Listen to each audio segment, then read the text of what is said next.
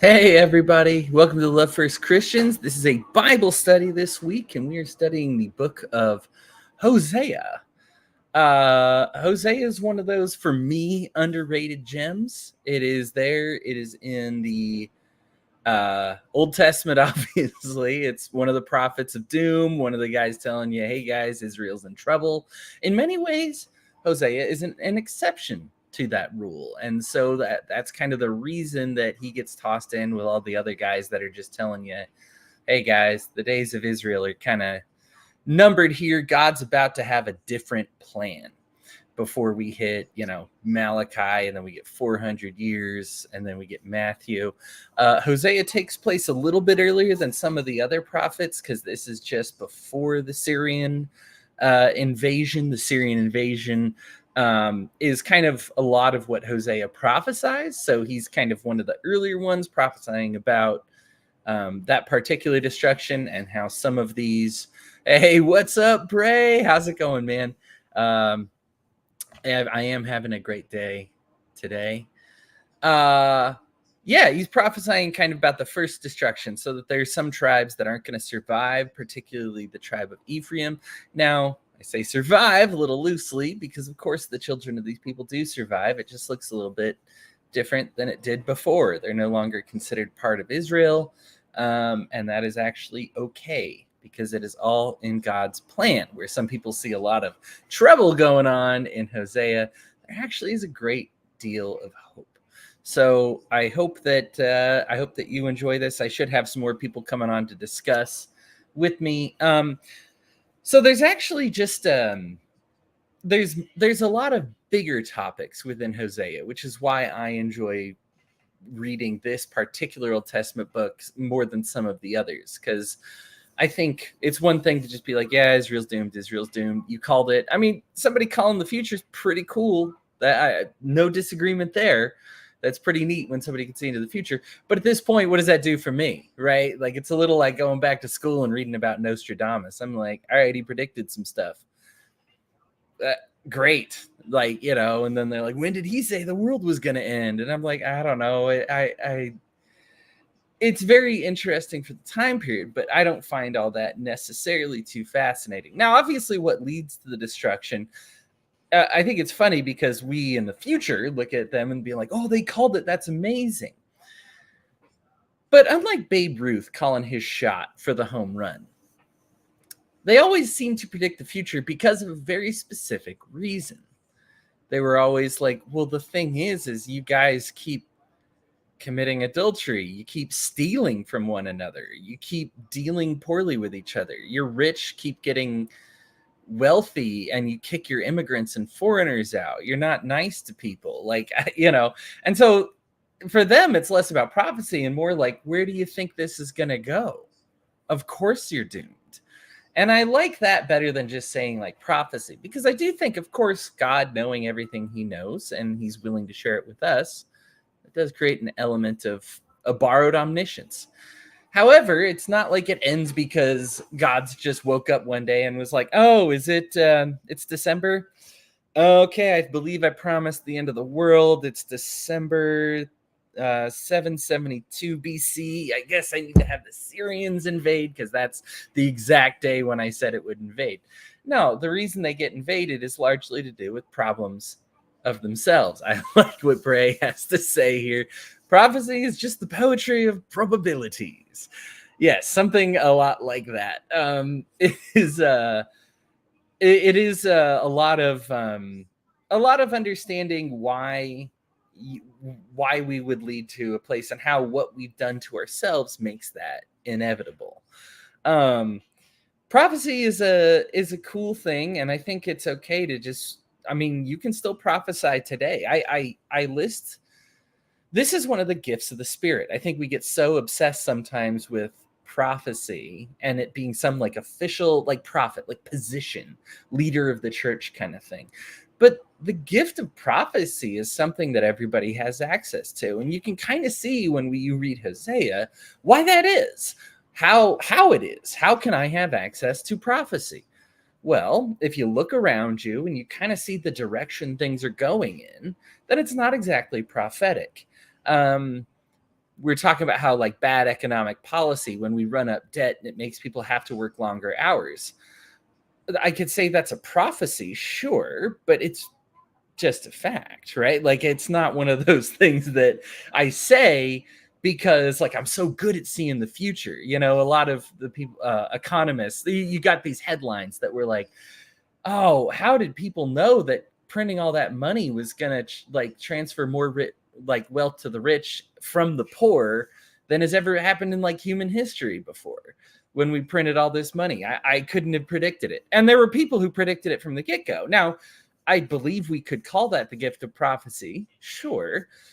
But like with Hosea, while he is prophesying, to be sure, he is simply looking around him and going, this leads to that. You know, playing in traffic with your eyes closed leads to you getting hit by a car eventually. Like this isn't rocket science here. And so some people do, I do still believe it's a spiritual gift. I do believe that sometimes you'll get an idea of like, whereas somebody like me might look at the economy and go, oh, this isn't good for people in the future. They're going to end up having to work longer hours. Some people can accurately predict about when a recession will occur. And, you know, the reasons those will occur. And when they look at like lapses of economic interest rates and adjustments and failure to adjust and all that. And that requires a gift, right? Like a kind of a spiritual gift they're very good at. And so that ability to make those insights and come up with that is something of a prophetic ability, because you look at them compared to, let's just say, other economists who miss those predictions, and somebody who does get those predictions right. So there's like something that's like a cut above the prophets, or if you have the gift of prophecy. So I don't want to say this is mundane. I'm not trying to play down exactly what Hosea is doing, but I like that Hosea gives us an explanation of why. Let me explain what's going to happen in the future, and let me tell you why that's going to happen.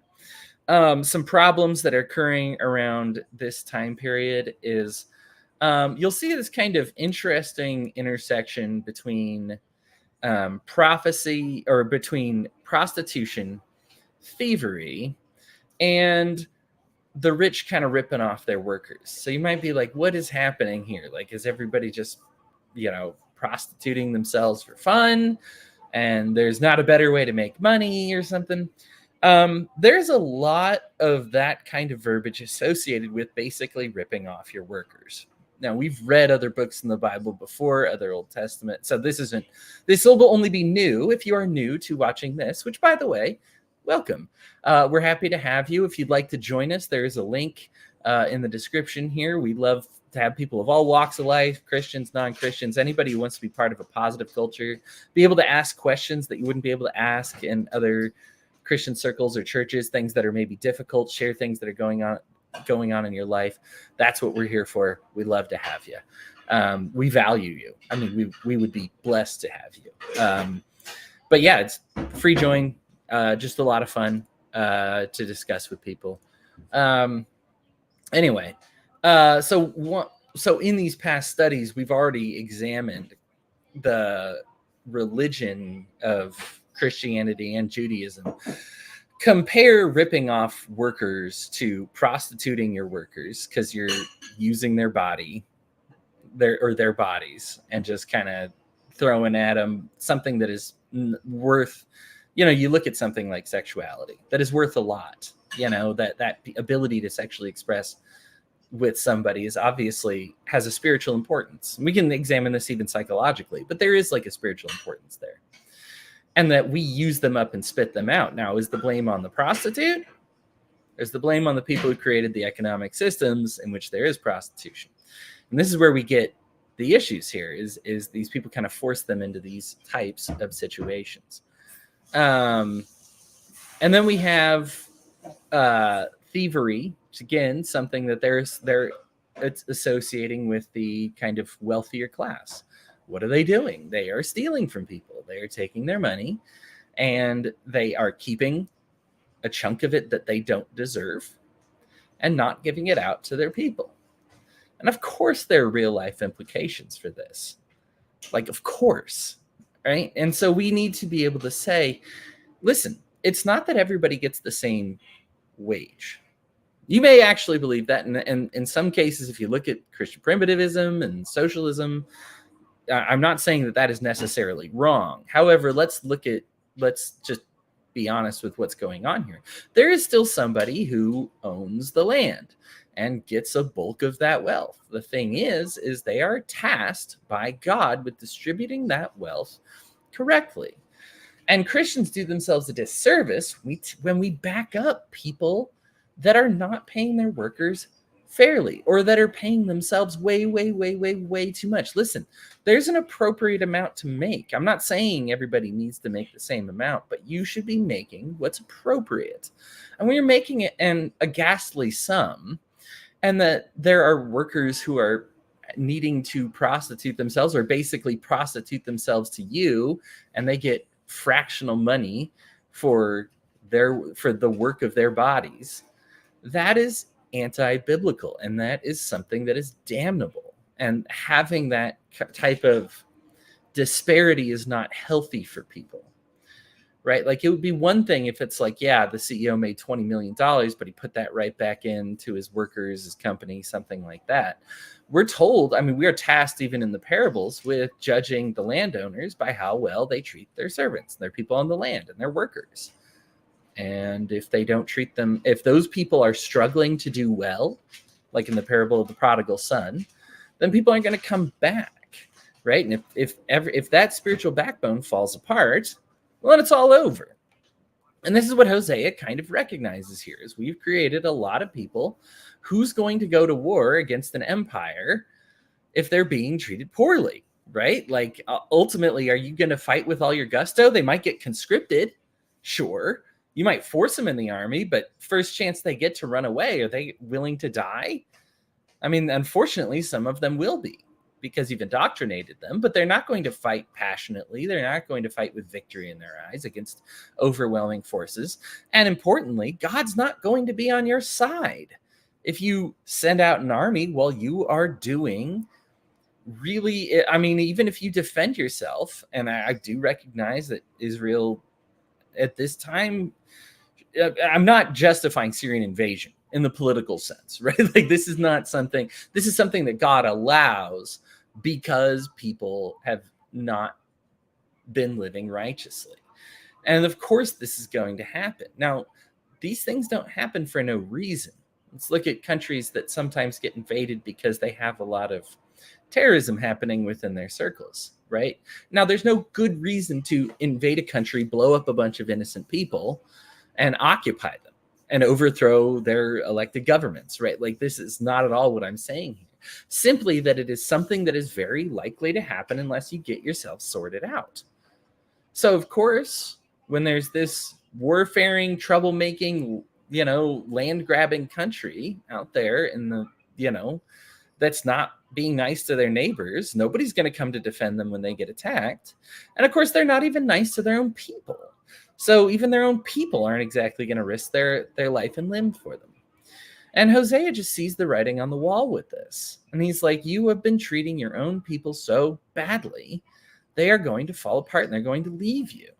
Right now, there is a lot of, unfortunately, this has led to a lot of other problems. When you say hurt people, it's not a valid excuse, but it is absolutely a valid social critique that when people are hurt, when they are desperate, what do they take to? Then they themselves take to thieving and stealing in order to live. They take to prostitution. They take to dealing dishonestly with each other. And they're like, well, everybody's doing it.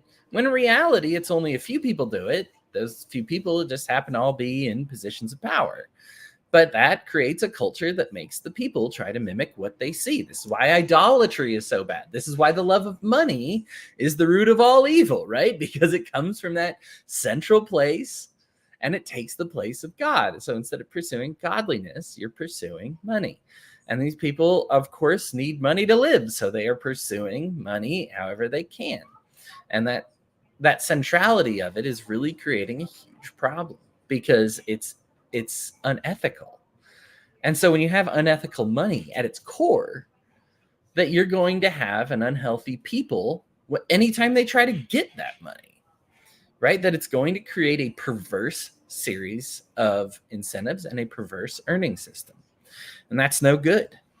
So we have right off the bat, I've stalled to wait for people to join here, but I'm going to get going with some of my important notes here since we're discussing things. So right off the bat, we get this symbolism, and it's a real life symbol. God asks Hosea to marry somebody who Hosea knows and God knows and the woman knows and everybody knows will cheat on him. She is not denied what she is. She is not just a prostitute, but an adulteress. She is somebody who will sleep with basically anybody she feels like it and feels no like restraints, even if she's married. I don't want to make this woman sound like evil. I believe she's one of God's children, but this is simply like her flaw. Now, it's not, I don't want to be one of those Christians that's like, it's a flaw just to have sex. There's a lot of sex happening in the Old Testament, a lot of sex outside of marriage happening in the Old Testament that God seems fine with. It's that dishonest kind of stuff. When you throw in the element of dishonesty, you even look at like swingers circles and couples and people that have open relationships and like orgies. What's the way you get kicked out of those real fast? Be dishonest with them. Right. And so when you're suddenly being dishonest with people, and especially when it comes to sexuality, it's a real betrayal and it really hurts people. So this woman has this problem, and everybody knows she's got this problem. God, Hosea, everybody knows. And God's like, marry her anyway, have kids with her. And so they have 3 children. And she strays and she strays and she strays. People try to hype this up as a love story. It is. But Hosea goes to God and he's like, God, I love this woman, but even her kids, we're told they're children of adultery. Like, they're not even mine. I am brokenhearted over here. I'm trying to have a family. I'm trying to get things going. I'm trying to do things right. And God's like, boy, that must really hurt when you love somebody and you give them everything and they cheat on you. And Hosea goes, oh, that's what you do with us, huh? Yeah. It's a very powerful symbol. This is actually one of those things that helped me through my divorce now. I want to be careful with this. My wife had her problems. She was she was not having babies with other men. And it's really less about her problems, but more so, let me keep it with this because I care about her, love her. I mean, I've moved on. I'm happy. I hope her life is going fantastically. So there's nothing negative that I feel towards her anymore. And so I don't want this to be like, oh, you compare to Hosea's wife, who is like genuinely terrible, right? I'm not trying to do this because she's terrible, but there is a point where she wanted out. And she did not want back in. And there was nothing I could do. Like, I was like, let's go to counseling. She didn't want to go to counseling. Let's go on this trip. You want me to be more spontaneous? Okay, let me try that. It's like, I don't really want to give you a chance to be more spontaneous. I'm going to go be spontaneous with somebody else. Okay, you wanted this kind of car. You wanted to live in this state. You wanted to do that. And I just do all these things and nothing kept it together. And it helped me. Hosea really helped me kind of be like, this is what it feels like when you give somebody your all and they don't give you anything close to enough in return, and sometimes just reject your all. It's one thing to not meet you 50-50. It's one thing to not meet you 75-25. It's one thing to not meet you 95-5, but then sometimes you will go 100 and they will go -10 just to get away from you. And it's painful. And this is where God's at with Israel right now, is he's like, I'm not asking you to be perfect. Like, I'm willing to do the 95-5 thing. You be pretty good and I will do my best for you because I love you and I love my people and you're my children, right? I want you here. But you are giving me, you are actively rebelling away from me. So I can give 100, but you're just going to go -10 just to be further away from me.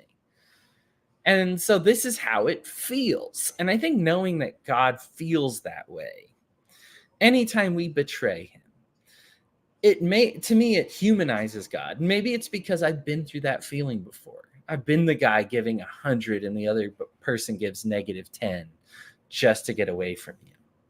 And there's just no path for success there. That at that point, you just kind of go, okay, what can I do?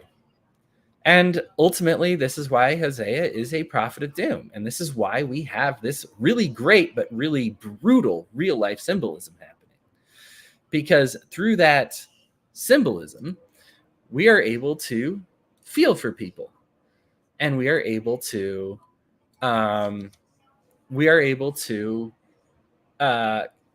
empathize with God. Now, usually we're talking about empathizing with our neighbors and our loved ones. But in this case, we are talking about empathizing with God. And that is, to me, this is so much better than why don't you believe in God? Is the fear of hell not enough? It's teaching us to love God the way he loves us. To be like, man, I might not be able to even meet God 50-50. But if I can meet God 595, that he's going to give all that he has for me because he does love me and he wants me back and he wants to make it work. Because look, let's be honest here. If we're still on earth, it's because we still struggle with sin. As soon as you stop struggling with sin, God ascends you, takes you to heaven, and people never see you again. That's not happening to many people nowadays because people still falter and fail and sin. And so if you're here, you're a sinner. So listen, you're going to be that adulterous woman in Hosea's story on some occasions. The thing is are you leaving open that possibility to change? Are you leaving open, as First John would instruct, are you teaching us that, like, hey, let's make sure that we come back to God. Like, here's that repentance process. Here's that forgiveness process. And we have Patty. I'm happy to have her. Hey there.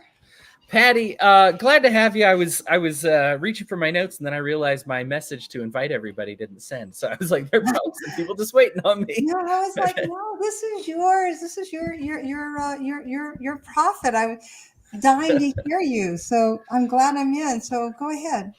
Good deal. Well, I started off, and I would like your thoughts on this one, that there is we talked about prophecy and the doom of Israel, because of course it's a prophet of doom, and he's one of the 12 there at the end of the Old Testament who are like, Israel's in a lot of trouble. Hosea is one of the earlier ones. So he's actually, because there's the latter ones that are talking about the Greek and then Roman invasions and occupations. This Hosea is early enough. He's still talking about the Syrian occupation. So we have that go on. He predicts that. But what I liked about Hosea, and this is what I wanted your input on, is he tells you why. Because it's not so much a prophecy of God said. It's like, hey, this is kind of the consequence of your actions. This isn't like a genius thing that I'm doing here. I'm not like some brilliant, like, ooh, God's speaking to my heart and what's going to happen? He's like, well, of course, what's going to happen? What do you think is going to happen anytime you're not paying people fairly and you're attacking your neighbors? They're going to attack you too, right? Like, this is common sense. You're a bunch of thieves. You're a bunch of liars. You know what I mean? Prostitution's a problem because you've got this economic system that's unfair. So, like, what are kind of your thoughts about prophecy and, I guess, the situation that Israel was in during that time? Well, Israel was kind of a mess. I mean, because I actually like Hosea is kind of a difficult book for me, and I'm sure for you too. I mean, because God tells Hosea up front that he's going to be the living, breathing example of what it's like to feel heartache, right? I mean, so he gets to understand what it's like to be the well, how do I put this? To love someone who's doing you wrong, and to know what that feels like. So no matter what you do, they're still going to keep hurting you, and he gets to feel all that pain, and then he has to go back in and love them again and buy them out of their enslavement and blah blah blah blah blah. So it's like I never really got past any of that with Hosea, to be honest with you. I mean, that's really all I like. the deepness of everything going on with Israel, I didn't really get all that. I just really kind of got what all that was going on with Hosea and just how heartbreaking that was, and like how much God must have been in pain. He just wanted someone just to get it, like how much we hurt him, and he just wanted just like somebody just willing just to let us see that. And I think Hosea, like God bless him, he let him be the example. So this was actually you basically answered the second part, which is the part I Oh, just got to with this marriage with this promiscuous woman who everybody knows is promiscuous. Gomer. Right. Yeah. What a name. Gomer. Right. Yeah. Right. Gomer Simpson. No, she. Uh, and I talked about how it's like, listen, if you're being honest with people, there's a lot of sex outside of marriage happening in the Bible, in the Old Testament. Like, God usually is fine with that. But when you are lying to people, like I was talking about how like this is a good way to get kicked out of like swingers circles and open relationship circles, is as soon as you open up the lies and you're deceiving people, that's when things kind of become a problem. And of course, this is Israel's issue too, is a lot of deceit and lying. Is specifically mentioned lying. We have a lot of thievery and prostitution in context of, we actually had talked about this in an earlier New Testament and Old Testament book about how prostitution is often referred to by the way the landowners treat their servants. And it's like you're prostituting them out because you are paying them a fraction of what they're worth. Your sexuality is worth a lot in God's eyes. Yeah. That's a spiritual, intimate thing. And when you take people's bodies and their labor and you shortchange them for that labor, God views that on par with like prostituting people. And this is something that we have with Israel. Their rich have become very rich. Their poor have become very poor. And so naturally there is thieving going around as people try to survive. And Hosea just looks on the writing on the wall and goes, yeah, what do you think is going to happen? This is not good. Right. So, and I wanted to, and I guess your kind of any thoughts you have about wealth inequality, I guess, at this time, because this is obviously an issue that is seen. Because we have a lot of Christians these days who stick up for a lot of people. Listen, I'm not saying everybody needs to get paid the same. There should absolutely be a fee for you being a discoverer and an innovator, or being the one to take the risk with a business. Totally get that. But sometimes you look at somebody who's making $20 billion and you're looking at somebody who has to work 3 jobs to make ends meet, and you just go, that's unethical. Like when we learn in the parables, even Jesus will tell you that like there's an issue when your servants aren't living good lives, aren't living happy, fulfilled lives. And that's kind of an indicator when somebody's worshiping love of money as opposed to love of God. So any thoughts that you have about that? Well, it's funny you say that, because I actually live a very good life, and I've been really blessed in my life, and I thank God for this every day. I really do. I thank Him every day, because I know, like, if I would have taken 1 or 2 different roads, I would have an entirely different life. But I remember when I was in therapy. My therapist made a comment, because I made a comment about being under stress. My therapist said, "I get it. You're under a lot of stress." And I stopped and I looked at him and I said, "No." I said, "The single mother who is trying to survive with her 5 kids on a salary from Walmart is under stress." I said, "Get a grip." I said, I'm having a bad day. I mean, it's like even I get the difference between me and the poor woman who's working at Walmart trying to survive on that salary. It's like, people need to understand relativity in their life. And I think that's sometimes where I think people do not understand is that there's nothing wrong with wealth, and there's nothing wrong with being wealthy and stuff like that. But people get a grip, because there is something different about the stressfulness in your life when you are trying to eat. Right. I mean, like, if you are in a situation where you are barely surviving and you are trying to eat, and the only thing you can think about is how am I going to eat, and how am I going to feed my kids, and how am I going to make rent? You have an entirely different level of life than the person who is like worrying about tomorrow's business deal. And I think people need to grasp that when they start realizing like how they treat people, and how the equality is different. And it doesn't hurt you to be a little bit more generous with the people who are trying to figure out how to eat and how to live, when you're just trying to figure out how to survive that business deal tomorrow. I mean, there really is something to be said about there, but by the grace of God go I. And I go back to like Esther. It's like the reason why Esther was in the palace and she was the wife of a king was because of nice circumstances and the way life worked for her. She could have very well not have ever had that happen if a series of circumstances that worked in her favor, which was just pure luck, put her in that situation.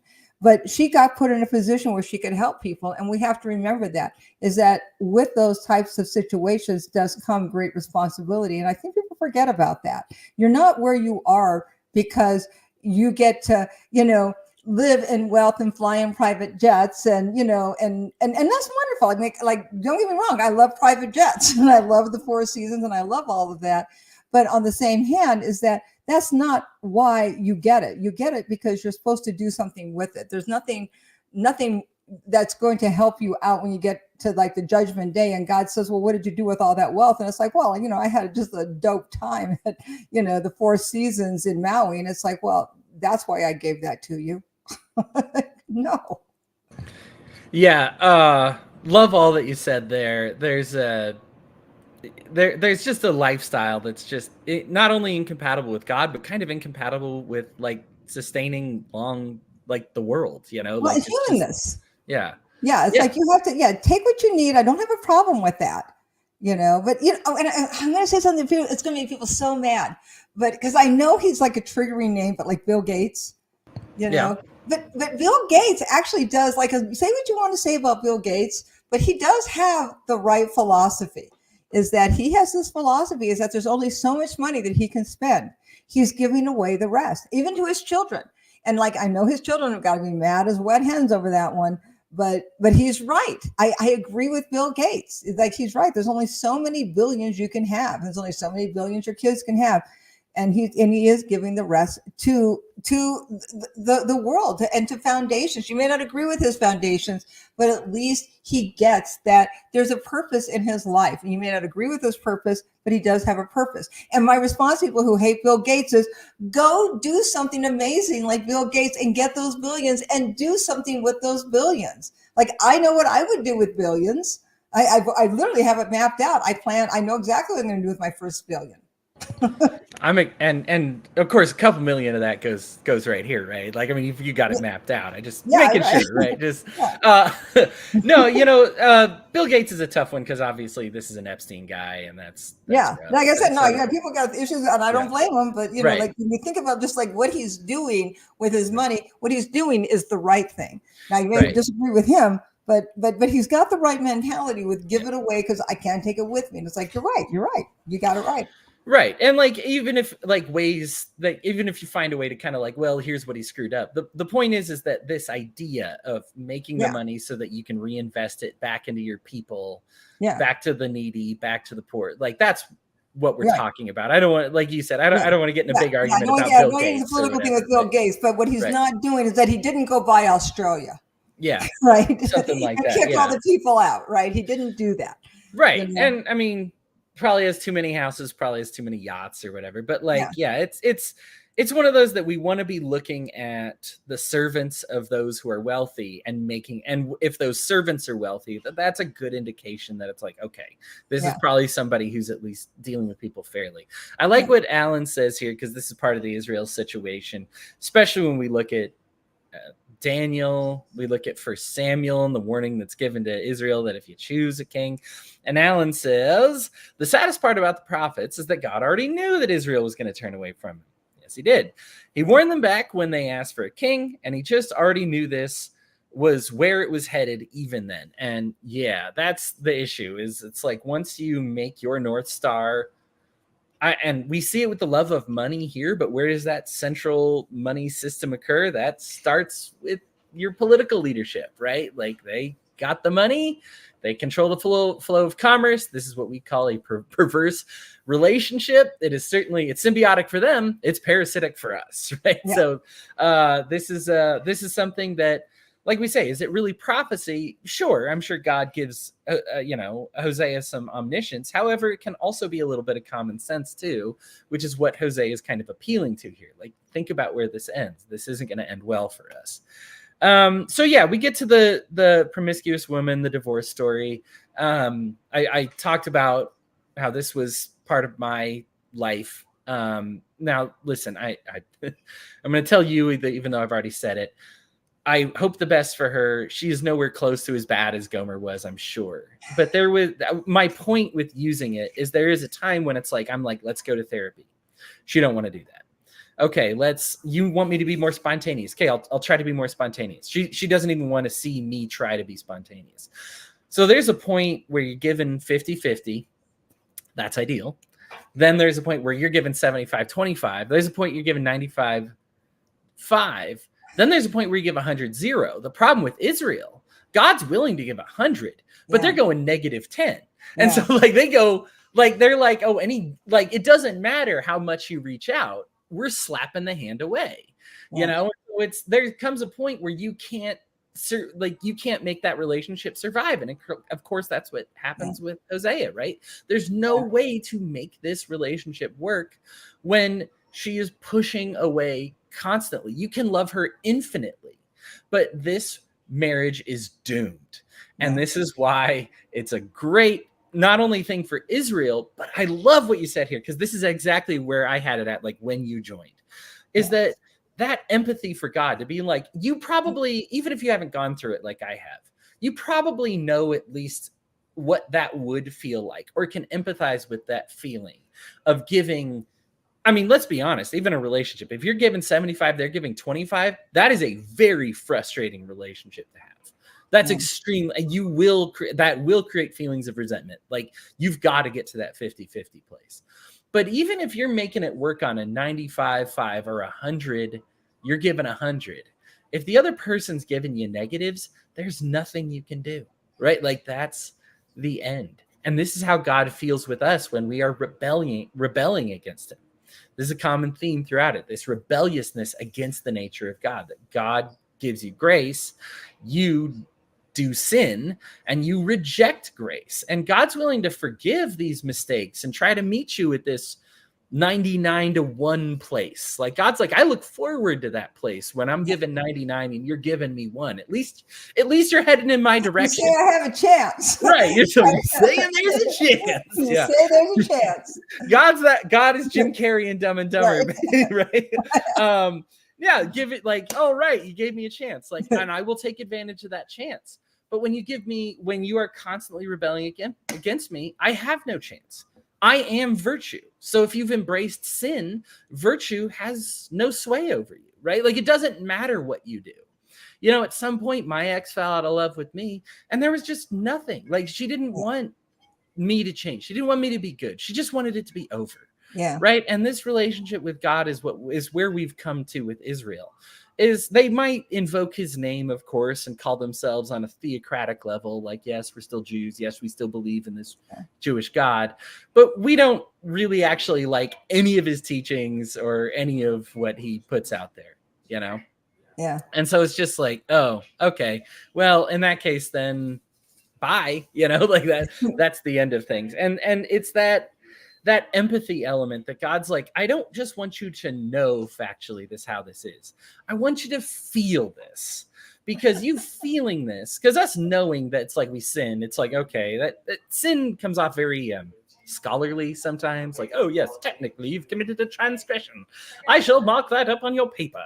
That's a debt that you have. But like, feel what it's like when you sin. Feel what it's like to be on God's end when you are married to somebody who cheats on you, who has kids that aren't even yours, and you're constantly reaching out to them and giving them gifts and your love and your welcomeness and warmness, and you're giving them the best years of your life, and they're constantly stabbing you in the back. God's like, that's what it's like. That's what it's like up here. This is how it feels. It hurts. Hello. Yeah.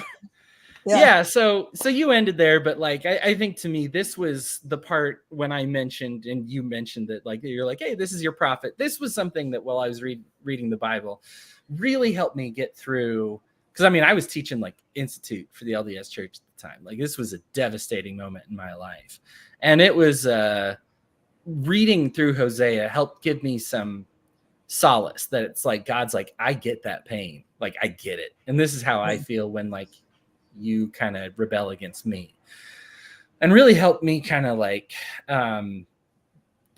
when you feel that God feels your pain, there's some connectivity there. I think there's a reason Gethsemane has to happen, and Christ takes on all the pains that you've ever felt, because I think that creates our connectedness to him, and that creates his connectedness with us, and being able to say like, dude, I know I've lived your pain before, I get it. And I just really like that about Hosea. I think that sometimes the prophets of doom can get a little cold. I think a lot of times they're predicting an end that, since we have the benefit of hindsight, it's not really all that interesting, because we're like, okay, it's like Babe Ruth calling a shot. It's like, ooh, cool. Yeah. But like, I mean, cool, yes, but like, it happened, and what does that mean for me, right? Like, this is not really a personal thing you can tell me, so I don't know. Anyway. Well, he doesn't just like, but the great thing Yeah. about like Hosea, because I know he's a prophet of doom and et cetera, et cetera. But one thing that does come out, like if you really like, for me, like with Hosea, what because I go back to because I'm like an emotionally based person, and so like when you get into like the later chapters of Hosea, there's God saying, I could destroy you.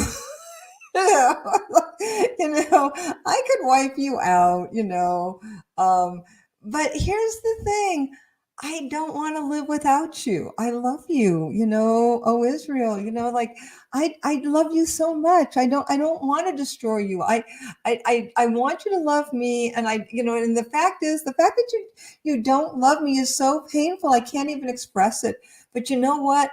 I still am not going to destroy you, because I love you so much that I'm just going to hang out here and I'm going to wait for you to love me, because I know you will. And and as painful as this is to, as much as you hurt me, I love you so much that I can't walk away. I can't not love you, and I'm not going to destroy you. And it's like, oh, thank you. I wish somebody loved me that much. It's like, thank you, God. It's so, and it's nice. Yeah. Hi, Ron. You say hi in the chat there. I will say hi back. Again, if you'd like to be part of this conversation, link is in the description. We'd love to have you. All right. So let's talk about the kids of Hosea, as well, kids of Gomer, Yeah. kind of kids of Hosea. But of course, Hosea loves them as his own, as indeed God loves all of us, no matter how we came about being on this earth, or anything like that. There's another part that I like about Hosea, is because we still get this part that is reiterated in other books, especially in the prophets of doom, about God hating, I mean, that's what it says in most of your English translations, these children that were born out of adultery. And it's like, man, that's not really their fault. That's not really cool. And it's like, they're going to suffer. They're going to get hurt. But Hosea adds an element here that I think is critical. You will see it in other books of the Bible as well. But I wish this was more prominent. If I were to make a wish list for my updated Bible, God, if you're taking requests, I certainly wouldn't mind this. But that more often, I don't like the way that the word hate is used, because within this same book, God is like, but eventually they come back. And of course they come back, because I love them so much. I love these kids, and they are my kids, and I'm excited for their return. And I'm like, but you just said you hated them. So there's a translation issue that we have here, obviously, because I don't interpret the way you hate somebody that you can also love them. Similar circumstance when Jesus is like, you have to hate your mother and your brothers and your sisters or whatever. But then he's calling for his mom on the cross, and he's making sure his mom's taken care of after he's gone. Like, what?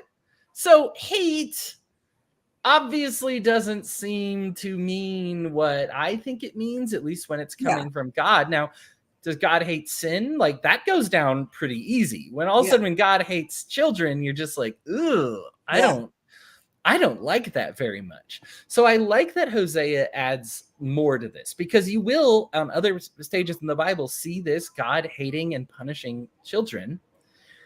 without the part afterwards that he's like, but they're my children and I love them. So I Yeah. think it's important to keep this part of Hosea in there, because it's like hate doesn't mean what you think it means. Now I've got some thoughts on this one, but I want to turn it over to you, Patty. That No, like I maybe. have no thoughts on this, so go for it. Oh, okay. Yeah, yeah, because um, those translations, I don't understand a lot of it. So yeah, this is where I turn it over to the person who actually has a theology degree. no, it's all right. Now I've heard a lot that when people say like Jacob I love, Esau I hated, and people are like, well, it more means like love less or whatever.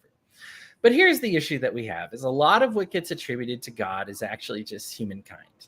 Martin Luther described this concept of Satan being God's Satan, which is why that Satan and God are actually interchangeable characters. Like, for example, in Chronicles and Samuel with the census, that and Pharaoh's heart. That's like, is it God doing it? Is it Satan doing it? It's like, well, ultimately everything is either authorized by God or God does it. Right. So like, because God's not going to just let stuff. I mean, he won't let Job have a hair on his head touched without God being like, all right, Satan, do your thing. Right. So ultimately, everything is given to God. All blame goes to God. And God accepts this blame, which I think is kind of a cool part of the Bible. Is a lot of times it's like, oh, what? So, I'm supposed to attribute all good things to God, but all bad things. God's like, no, I let the bad things happen. Right. Like that is part me too. But there is a reason for this, right? And so the reason God allows this like hatred, this punishment to happen, because look, there's a very natural element of this. If you have a poor household, what's going to happen to your children? They are going to suffer for your sins. This is something that God baked into this world because it is a reality of this world and God created it. So God knows that that's what's going to happen. However, the important thing here is that while God authorizes that suffering and while it comes off as hatred because of the sins of parents, God, you are the whole time his children, and God is going to bring you back in. When we hear about the death of the tribe of Ephraim entirely here, and it doesn't recur, Ephraim doesn't come back after the Syrian occupation. It's one of the 10 lost tribes, right? Like it's just gone, obliterated after that. Yeah. And they, I mean, of course, as human beings still existed, had kids, they're around, but they're not Israel anymore. They're not locked down in that place anymore. So what happened wasn't, I mean, Ephraim, of course, they're part of the, bad culture, right? Bad things happening. And God hates that bad culture. And so this is the equivalent of Hosea having children with this woman, and he loves them like they're his own kids, but they are tied to their mom as much as they are to him. So if the mom wants to go out and do something awful, Hosea is not in a position where he can just 100% step in and stop it. Because like I said, this is the 100 and she's given the -10, right? So these children can go astray, and they will and do. And it's like God hates that and hates the sins that result because of that. But who is the blame on? Is it the children or is it the parents? Right. And obviously this is the parents who are to blame here, like, or the parent in this case, that are creating this hostility. Now, what God is acknowledging with this hatred is, when we call it hatred, he's acknowledging that the children will suffer for the sins of the parents, and the hatred is on this sin, is on this situation, that you put your kids in these situations. Because right there, like right next to saying you hate the kids, and when in reality you just hate the situation they're in, he says he loves them and he's eager for them to come back. And this is so important to recognize that the way we're reading hate is probably wrong. It's obviously wrong because it's just on English, it doesn't make sense. It's like calling yourself a Christian Satanist. It's an antonym and it's an synonym, right? So the way we can resolve this is by saying, like, hating this situation that the parents put them in, hate the situation that they are raised in sin. And so, of course, when you're raised in sin, you know how to sin, right? Like, hurt people. You have been damaged, you damage other people. You look at any serial killer, pedophile, whatever, odds are really high that they were messed up themselves, and they just created a perpetual system where things got messed up. Which is why he's so big on repentance. Like, he's like, listen, your parents messed up a lot, but it's not too late for you to turn around and come back to me.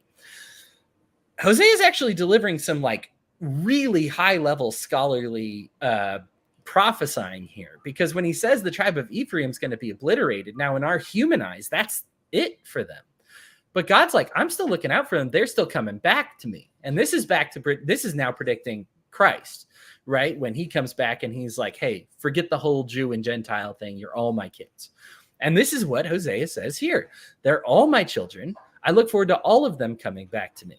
I'm upset at the situation they're in, of course, but I love them all. And I'm excited for them to come back. And I like that God is down on Israel, but up on Judah, down on Ephraim, up on, up on the Levite. Like there are certain things that he's just like, listen, these cultures will preserve themselves if they're living righteously. The ways of the very last part of this, I'm not actually done with Hosea, but it just makes sense to skip to this part. But like the last verse, like the ways of the Lord are righteous. The righteous are going to do well. Those who rebel will suffer eventually. Their kids will suffer. Right. Now you might look at their wealth and their finances, but God's looking at ethics and lifestyles and the way they live. And so it's like, yeah, these places that like some of these places like Ephraim that are like financially well-to-do because a couple people are very, very wealthy and rich, but that's not the actual, like when we measure, it's like today when we measure economy. Oh, the economy's great. It's like, but there's a ton of people. The stock market's higher than ever. Okay. But people have had to like double their working hours in the last 40 years. Like households have, like obviously things aren't great for people. And this is how God sees it as people. I'm getting a little sidetracked, but my point is, actually, you kind of make me wonder about, and I'm actually going to take you down another rabbit hole, because it sounds like kind of like what you're kind of talking about, and we don't have to go down this rabbit hole if you don't want to, but it kind of sounds like, like sins of the father, and generational sin, right? I mean, that you can actually, generational curse, that's what it is. That you can actually, that a parent can put like a generational curse on their child by the way they behave, and the child, is that kind of what you're talking about? Because so I've always been raised to believe, because when you're talking about like with Gomer, I get it. Like Gomer was, she sucked, right? I mean, like even God says, when Hosea marries her, she's going to suck, man. She's going to be like the worst wife ever. And she lived up to that prophecy. But I was always raised that the man is the head of the household, and that if you have a righteous father and a righteous husband, that he will direct the path of the family, and that no matter how unrighteous the mother is, if the father is righteous, the family, the path of the family will stay righteous because he is the head of the family. And that's why, and I'm going to, give a shout out to men, is that this is why it's so important that we protect the men and the fathers, because if we don't, this will lead people down, society down a bad path, is that you have to protect men, especially fathers, because if you have a weak man in the family, the family will go weak. If you have and this is just what I've been raised. But it sounds like what you're saying is, no, that a weak mother will move them down that path too. But I've also been raised that, generational sin begins with the parents. And if both parents are involved in a generational sin of, any type of sin, that they can put that sin on their child, and that the child carries that forward until such time as God removes it. Yeah, absolutely. And that's, okay. Yeah. So go ahead. Yeah. So I think you're spot on. This is the way it works, is like, you don't break your kids and then expect them to function normally. Like this is why we as Christians need to have a ton of compassion on sinners. Like, you should be filled with compassion. Yes, even for serial killers. Yes, even for pedophiles, for people who were damaged themselves, and to just be like, I want to remove this damage from you. Yes, of course, so that you stop damaging others. Like what you've done is reprehensible. This is why, like, when it's a God hates, like, I get that, right? I get the element of just hating like a broken person because they're actively breaking other people, right? Like, totally understandable. I'm not asking for people to like adore, please don't be one of the people that says Ted Bundy like a love letter in prison. Like, please, that's not what I'm asking for here. But we should have like bad behavior. Right. But we should remember, like, that's the God hates side of things. Don't forget, this ends with the God love side of things, and he wants people to come back. And this only happens through a repentance process. And gosh, like, as much as like we might be like, well, we don't have genocide as like a generational sin anymore, or rape, or, you know, murder or whatever, because and maybe it is for you if you're a listener, in which case I'm very sorry, right? But let's talk about more common ones to Yeah. our generation: alcoholism, greed, Yeah. jealousy, gossiping, judgment out the yang, right? Like, and don't tell me these aren't generational sins that you pass on to your kids. You hear your parents gossiping constantly. You want to grow up to be like them. You're going to gossip constantly. Yeah. You see them judge people. You get judged. Listen, the idea that we have in our heads is always, oh, my mom and dad did this and I always hate it, so I'll never do that to my kids. That happens to very few people. Most of the time, what happens is your parents did that, you didn't like it, but now you've earned the right to do it too. Because now you're an adult. My parents did this and now I'm going to do it too. And, you know, because I probably turned out fine and maybe they loved me and had their... Listen, I'm not saying your parents didn't love you, but they're flawed people, right? They make mistakes. Okay. So maybe it's okay to like be the one to turn the cycle around. Be the one who does actually say, yes, my parents treated me this way. I'm not going to treat somebody that way. Even if your parents were fantastic, they're human beings, right? Take the things that they did wrong and just be like, I'm going to tweak this up a little bit. I'm going to fix this up a little bit, right? Like what's happening to the church in the New Testament. It is a profoundly fantastic thing, but what are they constantly doing? Fixing, fix up, you know? So I'm not saying you need to throw your parents under the bus or anything like that, but just simply look at certain things. Like we've talked about this before, Patty. My mom had a judgment problem, right? And like, love, my goodness, the super heroic things that she did with raising me, would absolutely pale the judgment problem, right? Like absolutely, I'm a better off person for her being my mom. And like, but I can still at least take that judgment part and be like, all right, I aspire to be like her in these ways, but I'm going to fix up this judgment thing. Now, my mom has fixed up the judgment thing too. So Mom, if you're listening, I love you. You're fantastic. You've done what everybody should do. We're all still confronting sins. You've confronted yours head on and come out victorious. And that's awesome. So I just, and I don't, like I said, I don't really hold it against you because I got over it. I'm not judgmental. Like, you know, that's not, I struggle with sins. Thankfully, that's not on the list. But like, we should aim to just kind of improve and be better. But the natural state of things is, as you've mentioned, Patty, with parents, like naturally, more often than not, when you break your kids, they stay broken and they carry that brokenness with them, and that broken manifests itself.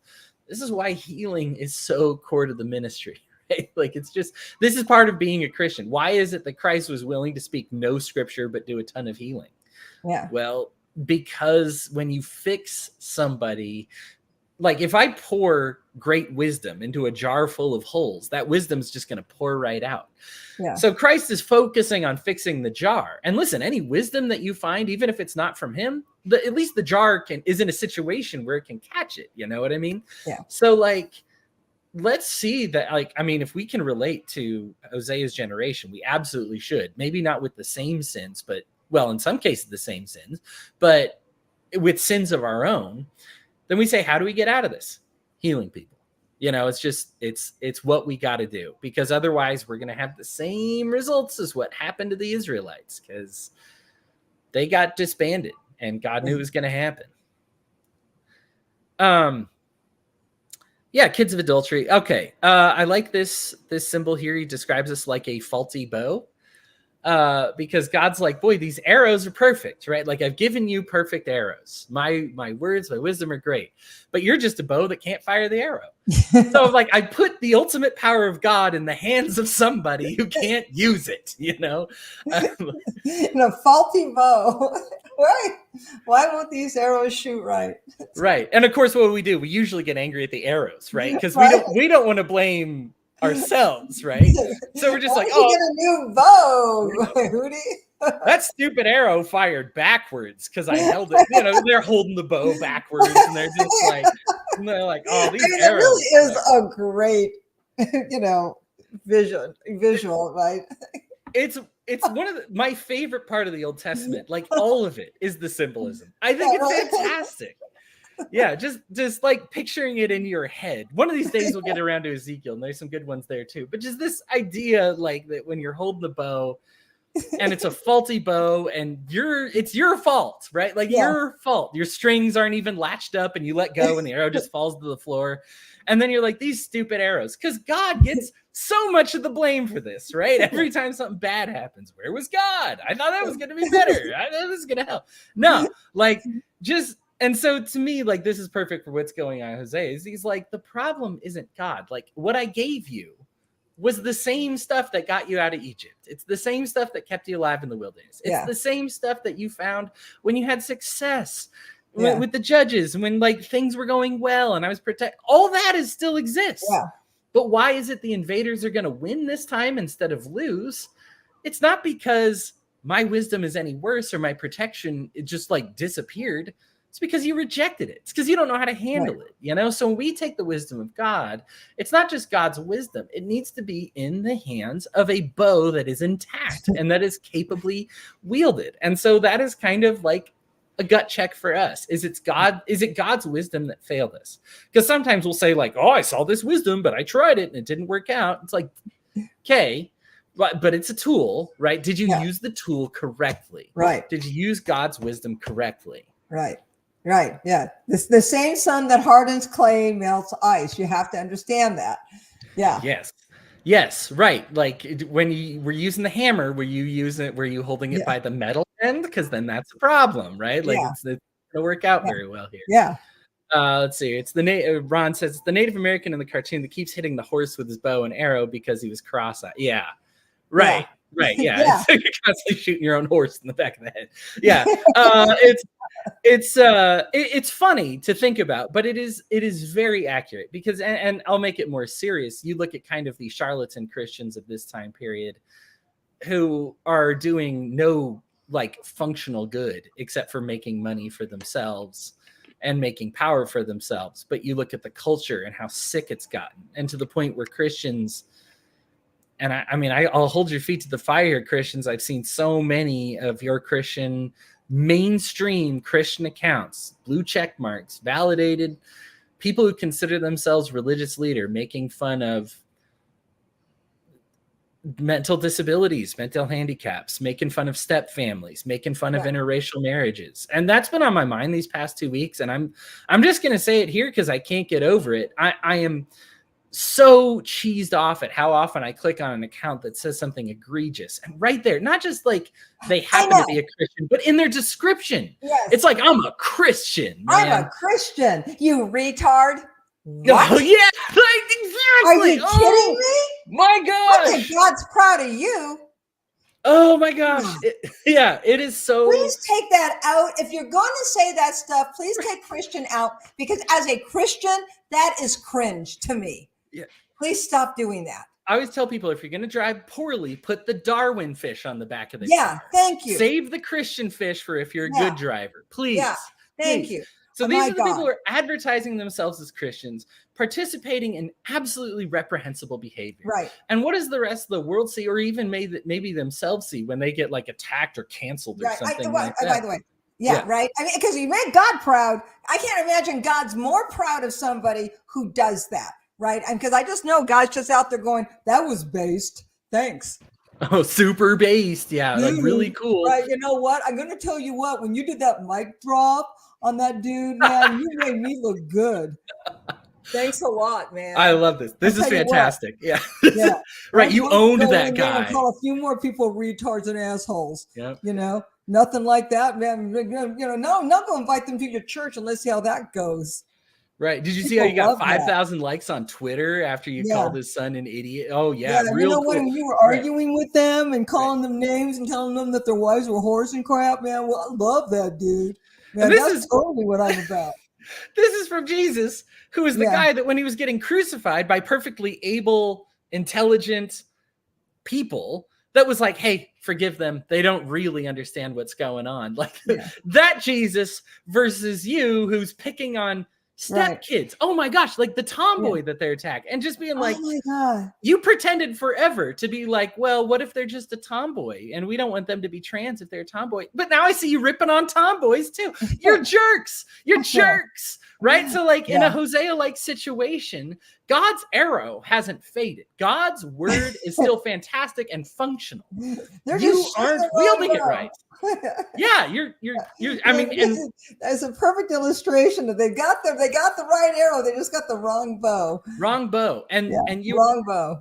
As Ron said, really shooting your own horse, Yeah. right? Because because this is my faith, and this is the irritating thing about it is this is my horse, damn it. Yeah, Like you're claiming you're on my side, and now I have to and now I have to explain to so many other people, like, oh, is this what Christianity is all about? Stop shooting me.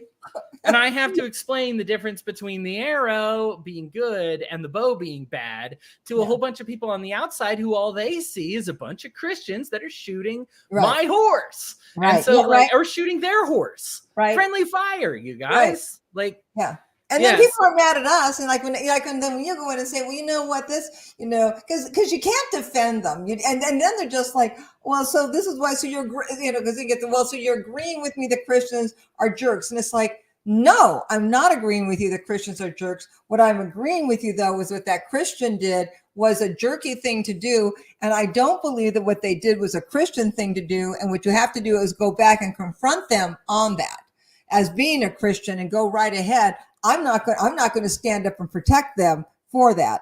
But it's like, it's like, oh my gosh. And then sometimes I'll see somebody say, like, I see you say Christian, and that wasn't a very Christian thing. And then what they'll do is they'll attack them, like, they'll be even worse. Instead of being apologetic, like, you're right, you know what? If I'm going to say I'm a Christian, I should act more Christ-like. I'll see them fight back with them, and I'll be like, oh my gosh, please stop doing this. Please stop doing this. I'm leaving this Discord channel. Right. So let me take this further, because this is gonna add gasoline on this fire already. Yeah. Is because then says, like, you do the faulty bow thing, you're misfiring your arrows, and then what do you do at the end of the day? Here's the other symbol. You go crying on your bed about how God wasn't on your side and should have protected you and should have helped you. And he's like, you don't live for me out in the streets. Why am I going to be with you when you're crying in your bed? Like, this is asinine. You expect me to be with you. I like this symbolism because it's like, you expect me to be with you in this intimate place when you're not with me in a non-intimate place. Why is it I'm going to put, like, all of a sudden it's like, oh, like, God loves you. Don't get me wrong. The cries that you cry in your bed are valid. Like, even if you are living unrighteous. He feels your pain. Right. Feels your pain. Even if you are suffering. And maybe that's like, with a lot of us, this is kind of what we do before bed or while we're lying in bed. These are good times to think about God and his love for us, right? Like, I don't want to say any of that, but the issue that God is pointing out here is you are out in the streets shooting people, heresy in the streets, separation in the sheets. Thank you, Aaron. Brilliant observation there. This is you, like, living unrighteously and shooting, your own horse and other people's horses and innocent people's horses and innocent people, with God's arrows. And then you have the nerve to go to your bed and then just be like, people really hated when I did that. Do you see the persecute? This is on top of these Christians for Christ. Oh my gosh. And on top of being a jerk to trans people, interracial families, step families, tomboys, mentally handicapped people, like and poor little children who say, that's my dad. That's my dad, right? Like, you're being like a-holes to everybody. Mass deportations, a-holes to immigrants and foreigners and all these non-biblical things that they have the nerve then to get up there and be like, look at how I'm persecuted with the backlash. Look how I'm persecuted. I'm persecuted because you know what? I worship the one true God. Yeah. Let's deep dive that one, Skippy. Yeah. It is so it is so cognizant of what's happening today that when they hold up, like, the backlash that they get, or like, look, I've had friends get suspended for telling the truth before. That's persecution. I get that. But when you say something anti-Semitic or something hateful, or like release somebody's address and then get blocked them and then have the nerve to cry out persecution, I am just like, that is consequences of your own actions. Like, I don't know what to tell you. Like, and so Yeah, God like is sitting over here just yeah, like, like I have to say, yeah, like I have literally seen people literally like lose their jaws for standing up for what they believe in, like whether you agree with their religious beliefs or not agree with their religious beliefs. I have seen people literally lose their jobs because they have stood up for something they believe. They honestly believe as their religious beliefs, and they didn't hurt anybody, yeah, and that is religious persecution. And I know what religious persecution looks like, but I'm right on that with you. I mean, calling people names and then being blocked on social media, that ain't religious prosecution. People, get over it. yeah. Like that's not, people hating you because you're a jerk is not persecution. It's like, You're persecuting them. They're yes, just like responding, right? Like, yeah, yeah. persecution is when you're loving somebody and there's And backlash against it. right. And that will There you happen, go. right? Like, Yeah. and often the Christians are the ones persecuting the people who are loving these people. Like, you're the Yeah. participant. You are the Yeah. persecutor. You are the Yeah. hand of, like, you read this analogy and you just think because I call myself the innocent person that you're the innocent person. No, literally in these analogies, you're the villain. You are Yes. the biblical villain in these parables, in these stories. You're the Right. villain. Right. And and like God has a really easy way of you want, because like, and I know a lot of times people don't know, like, am I the villain here? Like that, am I the asshole? It's like, okay, there actually is a test that you can do, because and this is a really easy test, and I love it, because I actually do have to do this test a lot for myself, because there's a lot of times where I'm kind of like, am I the asshole? And I have some friends that really keep me in check on this too. And it's really easy. It's like, one, am I in any way embellishing anything, lying, gaslighting, embellishing, so that I come out in any way as the good guy on this? Like, if I'm being in any way dishonest, so that I can tell my story in a way where I come out ahead, it's like, yeah, you're probably the asshole then. Like, Yeah. Patty, that just is what it is. And I'll apologize, because I'll start talking and be like, oh, you know what? I didn't really see it like that, did I? And I will literally stop in mid story and be like, ooh, you know what? It just hit me. Because I catch myself like, I am really moving this story over a few notches, so that I kind of come out right on this side, and it's like, and I'll stop, and I'll usually apologize, but be like, oh yeah, I am the asshole, aren't I? So, it happens. Let's be honest, we all have faulty bows. Like, Yeah. the word of wisdom is perfect. God is perfect. Our ability to wield God's power is necessarily going to cause us to fail sometimes. Like, Yeah. even at the very minimum, cup runneth over, right? Like, we just Yeah. don't have the capacity that God has, right? Yeah. Like, so it's just there is a human factor in all of this. Yeah. That, like, and so I don't want to distance ourselves from these people so much as like, understand that what is a slip up for you has become a lifestyle for some. Yeah. It's like, again, this is going 95.5. We might not be perfect. We might only be given the 5, right? Yeah. Like the fingertips in the Sistine Chapel, right? Like, we're given this, and God's like, oh, you're gonna give you life, and humans just like, I guess I'll take it, right? Yeah. That, like, and that's how it's always going to be. We're not going to 50-50 it with God. That'd be fantastic, maybe in heaven someday. But for now, we're not going to 50-50 with God. But, like, if we're going to 95.5, that's great. Like, let's shoot for our best, shoot to be in the positive direction. It's another thing to be in this negative direction. And that's what's happening here. And this is... Well, and can I say, and what's worse is being in the negative direction and then convincing others. And by the way, this is where God gets really mad, is when you're in the negative direction and you convince others to walk in that negative direction with you. That's where God starts. That's, this is where God, you're going to start paying a penalty with God. So be really, really careful, people, because you be in the negative direction and be there, by accident. But transgression is when you know better and you do it deliberately. Like you keep, and like God has some real problems with transgressors. And when you start pulling people over to your side and you start getting them to transgress, God has a real problem with that. So if you're gonna do that, do that. But be really, really careful, especially now we have these social media platforms, and I'm not on social media, so I'm good with this. But if you're on social media platforms and you start like trying to help people over to a warped side away from God, you get to be held responsible for that. And so, a little fear of the Lord doesn't hurt on that one. Yeah. Yeah. It's and like yeah, this is a great direction to pull it in, because we're talking about like you take people with you. You take Yeah, your kid in the yeah, situation of Hosea. You've taken your kids with you, yeah. You're taking right? kids Like with you. you took your family with you, and necessarily you're pulling your husband down, right? Like you're pulling your wives down. You're damaging people around you as you kind of vortex, as you kind of spiral into this. Yeah, So here's the thing: is Christians will love to have this moral high ground. But here's the thing: is God calls his believers to a higher standard than the rest of the world. And let me explain, just in a very real geographical political sense, like how this happens is that God will let bad people conquer you if you are not living yeah, righteously. Now you can say, oh, but at least our tenants were right. Their tenants aren't even right. Like they have very evil beliefs. God says, okay, I'll still let them conquer you. Right. So like you look at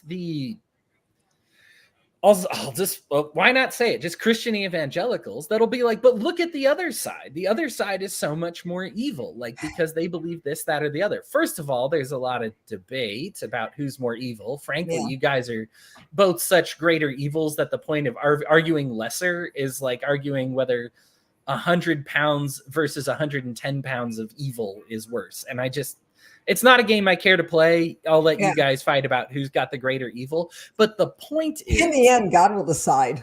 right. The point is that living unrighteously is, if it's evil, if it's net evil at all, God will allow 110 pounds of evil to crush your 1 pound of evil, your 7 pounds of evil, because you weren't Yeah. supposed to be evil at all. You will Right. receive Thank you. God's. There you go. You just hit it. Because you weren't supposed to be evil at all. Thank you. Go ahead. Yeah. And this is so what you should have been is even 1 pound of good, right? This is what God's asking for, 1 pound of good. And because he can't even get that, if you're pulling in the negative direction, God's going to allow that to continue and allow people who with perhaps even, I won't even say perhaps, with morally worse reprehensible systems to crush you and win. Because at that point, you were contributing, and God doesn't want anything to do with contributing to part of the problem. He wants you to be good. He wants your output to be good. So even if you say your output is just like lesser evil, that's not good enough. Your output needs to be good. We need to be talking within the church about greater goods and not about lesser evils. And so if our output is bad, and it has been, right? Like for a while now, our output has been a net bad for most people's lives. And that's something we kind of have to come to grips with, that we need to understand why people view Christianity this way. We've been a net bad for most people's lives for a while now. Why is it then that God will allow atheists to prosper, or this atheist ideology to crush us? Well, he allowed the Syrians to eradicate the Jews. He allowed Israel to get destroyed because they weren't doing good. This is a constant thing that we see in the Bible and that we see in human history, that God, as soon as you leave good, he lets evil win. And it's not, and he takes credit for it, as we note here in Hosea. He's like, yeah, I let evil win, and we say, well, why would God, who is amazingly good, let evil win? Because evil is this, it's not sustainable. It'll always crush itself. So God will throw you into the rest of the scrap heap when you become scrap. And then it gets churned out. And then he's like, all right, now that it's been scrapped, let's salvage something good out of this, right? Like, let's turn trash. God's a recycler. Let's turn that trash into something that's actually useful now. But that does involve necessarily going into the scrap heap sometimes. And God has no eagerness to say, well, I took the side that was just 10 pounds of evil instead of 100 pounds of evil. You took the side of evil. That was the problem. That's the issue, right? So when I see, and I'll go ahead and just talk politics just because of what it is, but that when I see Christians who say like, well, my political ideology was better than theirs, they're Marxists and communists and Satanists and atheists and children mutilators and evils or whatever. And I'm like, all right, what are you though? Are you the mass deporters? Are you the war starters? Are you the debt bringer uppers? Are you the poor get poorer, rich get richers? Are you the, because that's still evil. Yeah. That's the problem, right? So you don't get to hold this high ground. It can be a high ground in your head. Like I'm not even, like I said, I'm not even convinced it is, because I want this to be very clear that right now I view them as basically equivalent evils. But if you think the Democrats or Republicans are more evil right now, that's not the debate I'm trying to have here. Right. What I'm saying is this is what Christians are doing, is they are overwhelmingly favoring one side over the other and holding it up as a lesser evil. And my problem is it's like, hey, you can overwhelmingly support your right-wing evil over the left-wing evil, but as soon as you start participating in evil, that's doomed. And God has no problem letting the other side win, even if you're, because like I said, we can debate over who's worse, but God over and over has said, if you're not living well, I'm going to let the worst side win. I don't care. Well, I care, but you know what I mean. I'm not going to stick up for you. I'm not sticking up for your evils. When you do evil, you are no better than the rest of them. You just add to their power. So why not scrap y'all with the rest of them? You know what I mean? You can get your land back when the Syrian Empire falls, I guess. You know, like, bye. Yeah. See you later. And this is, to me, like in a very real historical sense, what it happens over and over, especially when we look to Christianity. Ron says he's heading to bed. Thanks for this. Have a good night, Ron. We appreciate it, buddy. Well, you know, so yeah. Go ahead. So you know, the Bible is full of, you know, when God let, you know, pagan empires, you know, conquer his chosen people. I mean, this is, you know, over and over and over a theme with it.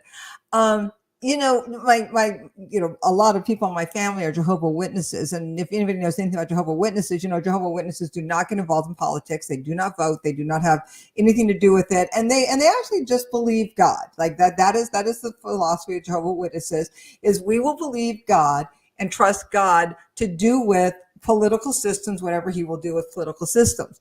And I know a lot of people get mad at Jehovah's Witnesses for that belief. I am not one of those. I actually vote. Jehovah's Witnesses don't vote. And but their philosophy in this, I have to respect it, because it is one that as far as they are concerned, God will do what God will do, and we will allow God to do what God will do because we trust God. And I respect the purity of that belief. And I wish more people, Christians, would have that. I mean, vote if you want to vote and believe who you want to believe. But the truth is that once you start fighting each other over who you think is going to be a better ruler, you are actually saying we trust man over trusting God. And always trust God. I mean, that God should be who you believe in. And anybody who is making you manipulate your belief in God so that you can believe in what they teach you is leading you down a dark path. So you should always believe in God, and never say, well, this is the lesser of two evils. If it's evil, it's evil, and acknowledge that. And then as a Christian, then you should definitely go to God and say, what do I do about this? Because this is not a good place for me to be, and I don't want to be this. And what you should be doing as Christians, instead of compromising your belief system by allowing a politician or any political party to manipulate you into changing your belief system, you should be forcing them to change their political structure to conform more with what you believe with, which is what is good. But that being said, what we do know is that God has said that the rain will fall on the just and the unjust alike. And a lot of people take that to mean like, oh, despair. But actually, that's not really what it's about, right? I mean, because, you know, most of the Middle East is desert, right? And so when you say, well, the rain will fall on the just and the unjust alike, rain is a good thing, right? I mean, this is a good thing. And so the rain will fall on the just and the unjust alike. And so when God blesses his people and he gives them rain, the rain will fall on the just and the unjust alike. So the unjust is getting the positiveness of the rain for God's people. Well, as time goes on, if the unjust is doing more with the rain than the just are, the unjust is going to prosper, right? And while the just is standing there doing less with the rain than the unjust, and the just starts to prosper, the unjust will take over the just. Now the rain may still be falling on the just because the just is bringing the rain. The unjust is prospering more.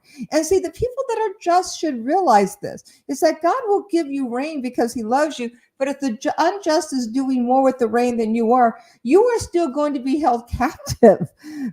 So you have to recognize this: is that God doesn't desert you, but the rain does fall on the just and the unjust. If you are doing less with that rain than the unjust are, you are going to be captured by the unjust, and you have to recognize that. Yeah, well said. This kind of reminds me of and this verse gets misused a lot, but Matthew 10, where he talks about bringing a sword. And the issue is all the context of that. I mean, just start with verse 1. It's Jesus sending out the 12. And what he's talking about with the sword is, because a lot of Christians are like, oh, look, Jesus is pro-war. This is the same part. Coincidentally, I didn't even think about this. This is the same verse that includes hating your mother, right? Like, and your brothers and stuff. But what he's talking about is when your parents and your family and your roots keep you grounded in evil, because that's who they were. And this is clearly, he's talking about what we read in Acts, the law of Moses people holding firm, not wanting to change. And he's like, yeah, that's going to involve you having some very unpleasant confrontations with the law of Moses people, because I'm teaching you a different way, and it's going to divide. And so the issue is I didn't call you here to make peace with those people and be like, there's no resolution here. These people are trying to justify themselves based on laws that they themselves don't follow. And I am here to bring you salvation by grace. There's no resolution with them. And it's not that the word of God was ever wrong. I'm surprised, Patty, maybe you are too, at how many times grace has been referenced here in the Old Testament. This was always the plan. Jesus was always the plan. It's baked into it, that there's no getting around that. But until he showed up, that a lot of people took comfort in the papers and laws and things like that.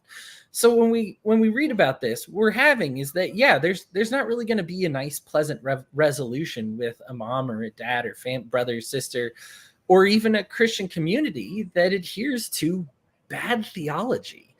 And ultimately, that's the sword. The sword is actually keep ourselves safe, to cut ourselves free. Right? Not to kill them, but to cut ourselves free from being tied to that evil, right? From going down the drain.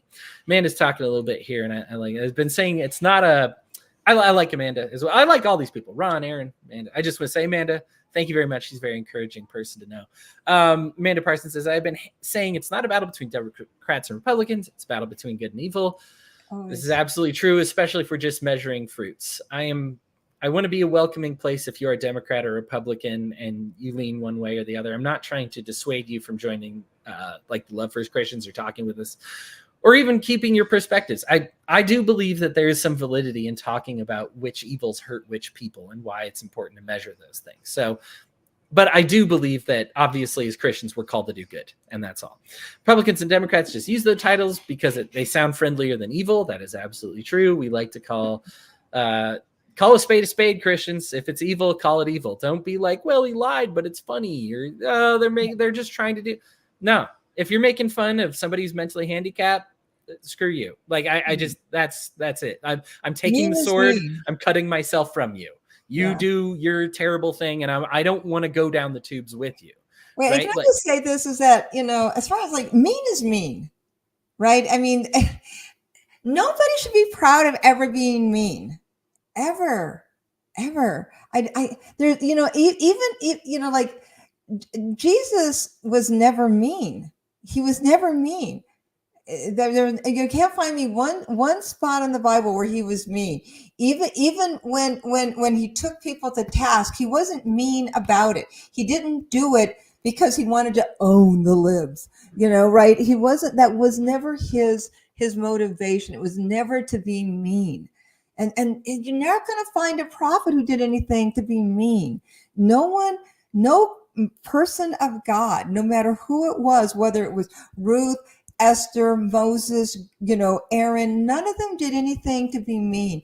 And like, if you just want to you want to start like how to live a godly life, here's just the first like part of the roadmap. Here's where you go. Here's where you start with go. Just take meanness out of your toolbox. Just start there. Aldous Huxley has a quote, and I'm going to butcher it because I don't have it in front of me, but Yeah. it says something like, I regret to, like, it is to my shame or regret that after like a lifetime of research and studying philosophy and facts, that all I can offer people is to tell them to be a little kinder to one another. Like, I'm like, that's fantastic. That's fantastic. Okay, so like when someone, like my grandmother, always quote my grandmother. My grandmother told me, she's like, no one has ever thought less of anyone who was kind. It's really low-hanging fruit, and we should really grab it, Christians. I understand algorithms incentivize your cruelty. We are not here to please algorithms. We are here to please God and love our neighbors. And so this is just, if you're gonna use that sword, use it to separate yourself, like with Jesus at the temple. We read that.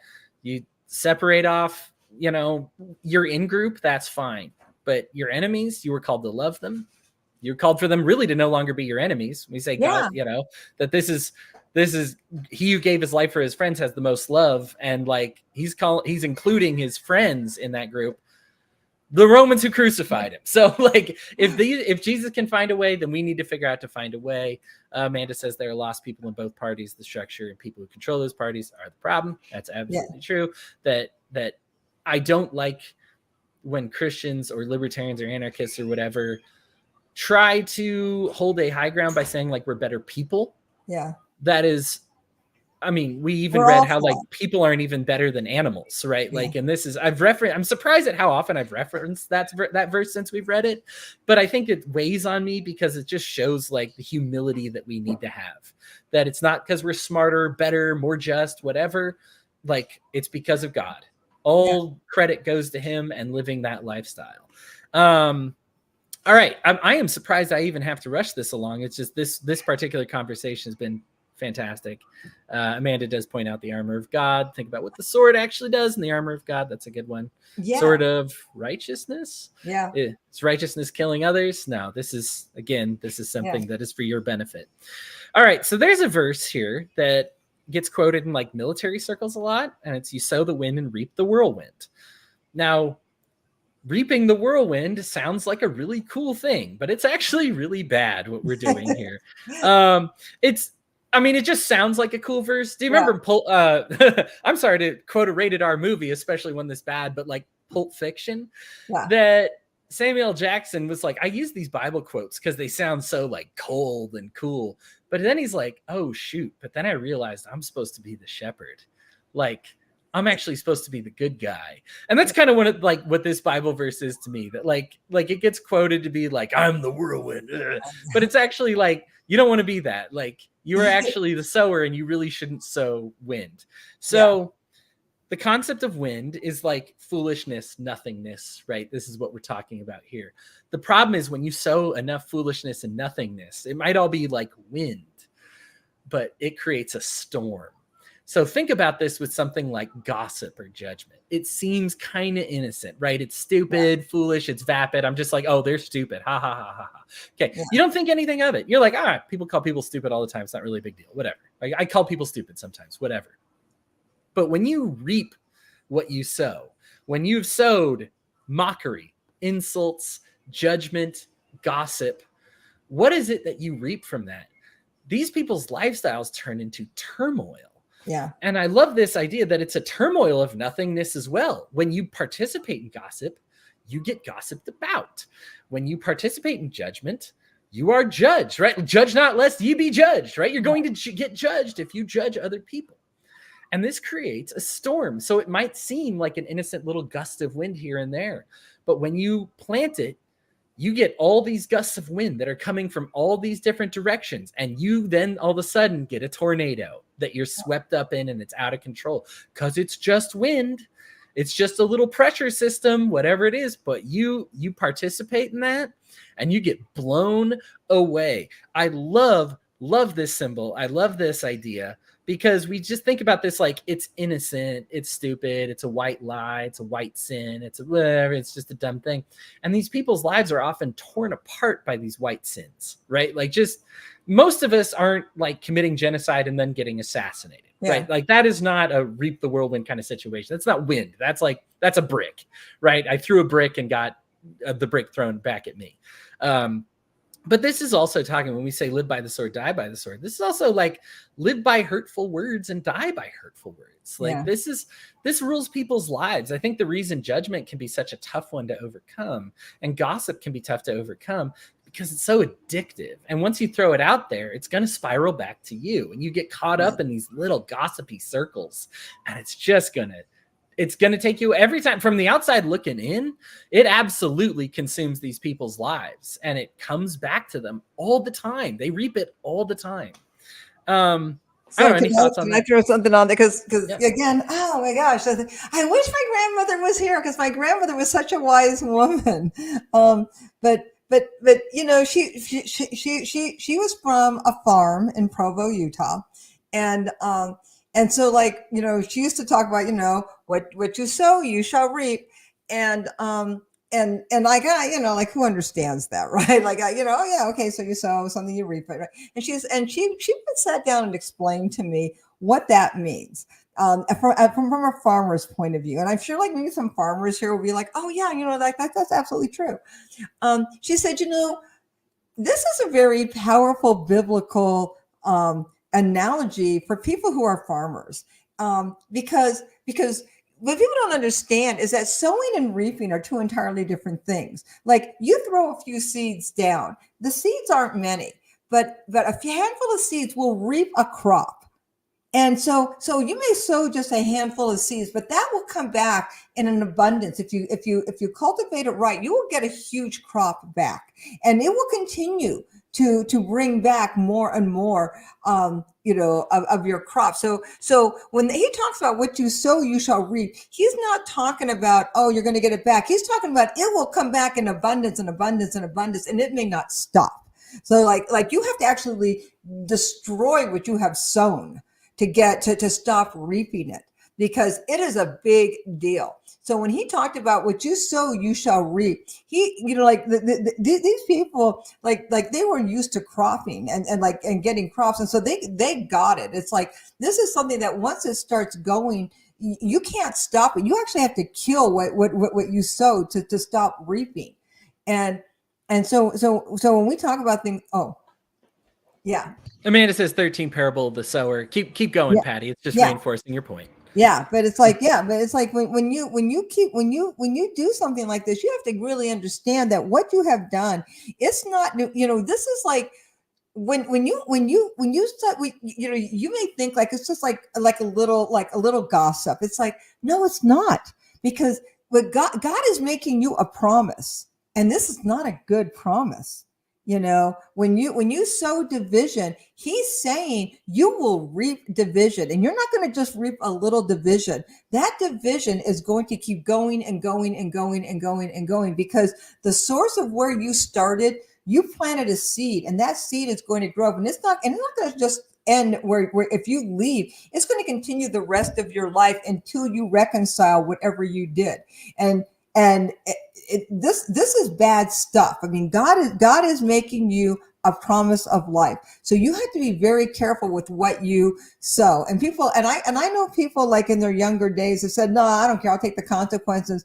And I have met them 20 years later, and they have reaped those consequences, and they are still reaping the consequences. And it's like, there are a lot of people out there who will come back and they'll say, I have these regrets in my life, and it is always with what they have sown. Please be careful with this. And God warns us all. And this is not something to be played with, people. I warn everybody. I have sown what I have reaped what I have sown, and I have regretted it. And I don't reap it like where I sowed it, because plants grow, they get roots, they go underneath. Like, be careful, people. This is a big deal, and God warned you about it. And it's a promise of God. If you want something to show the brilliance of the Bible, what's about to happen right now Yeah. is part of that. Because the part right after reaping what you sow, he talks about the thorns and the weeds overgrowing the plants, and this is what happens if we don't weed.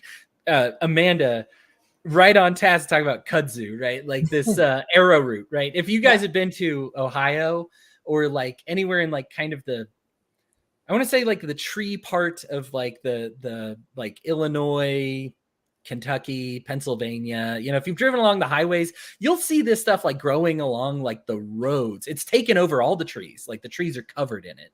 Yeah. So you probably know what I've talked about if you've ever driven along one of these roads. If you haven't, then just think dandelions, or think something that's like, if you don't take care of it, like with your first seed, you're gonna have to be, Georgia, a lot, especially get to the south there, Louisiana, Arkansas, but like some weed that basically, if you don't get at it, it'll take over everything. It's fine with it.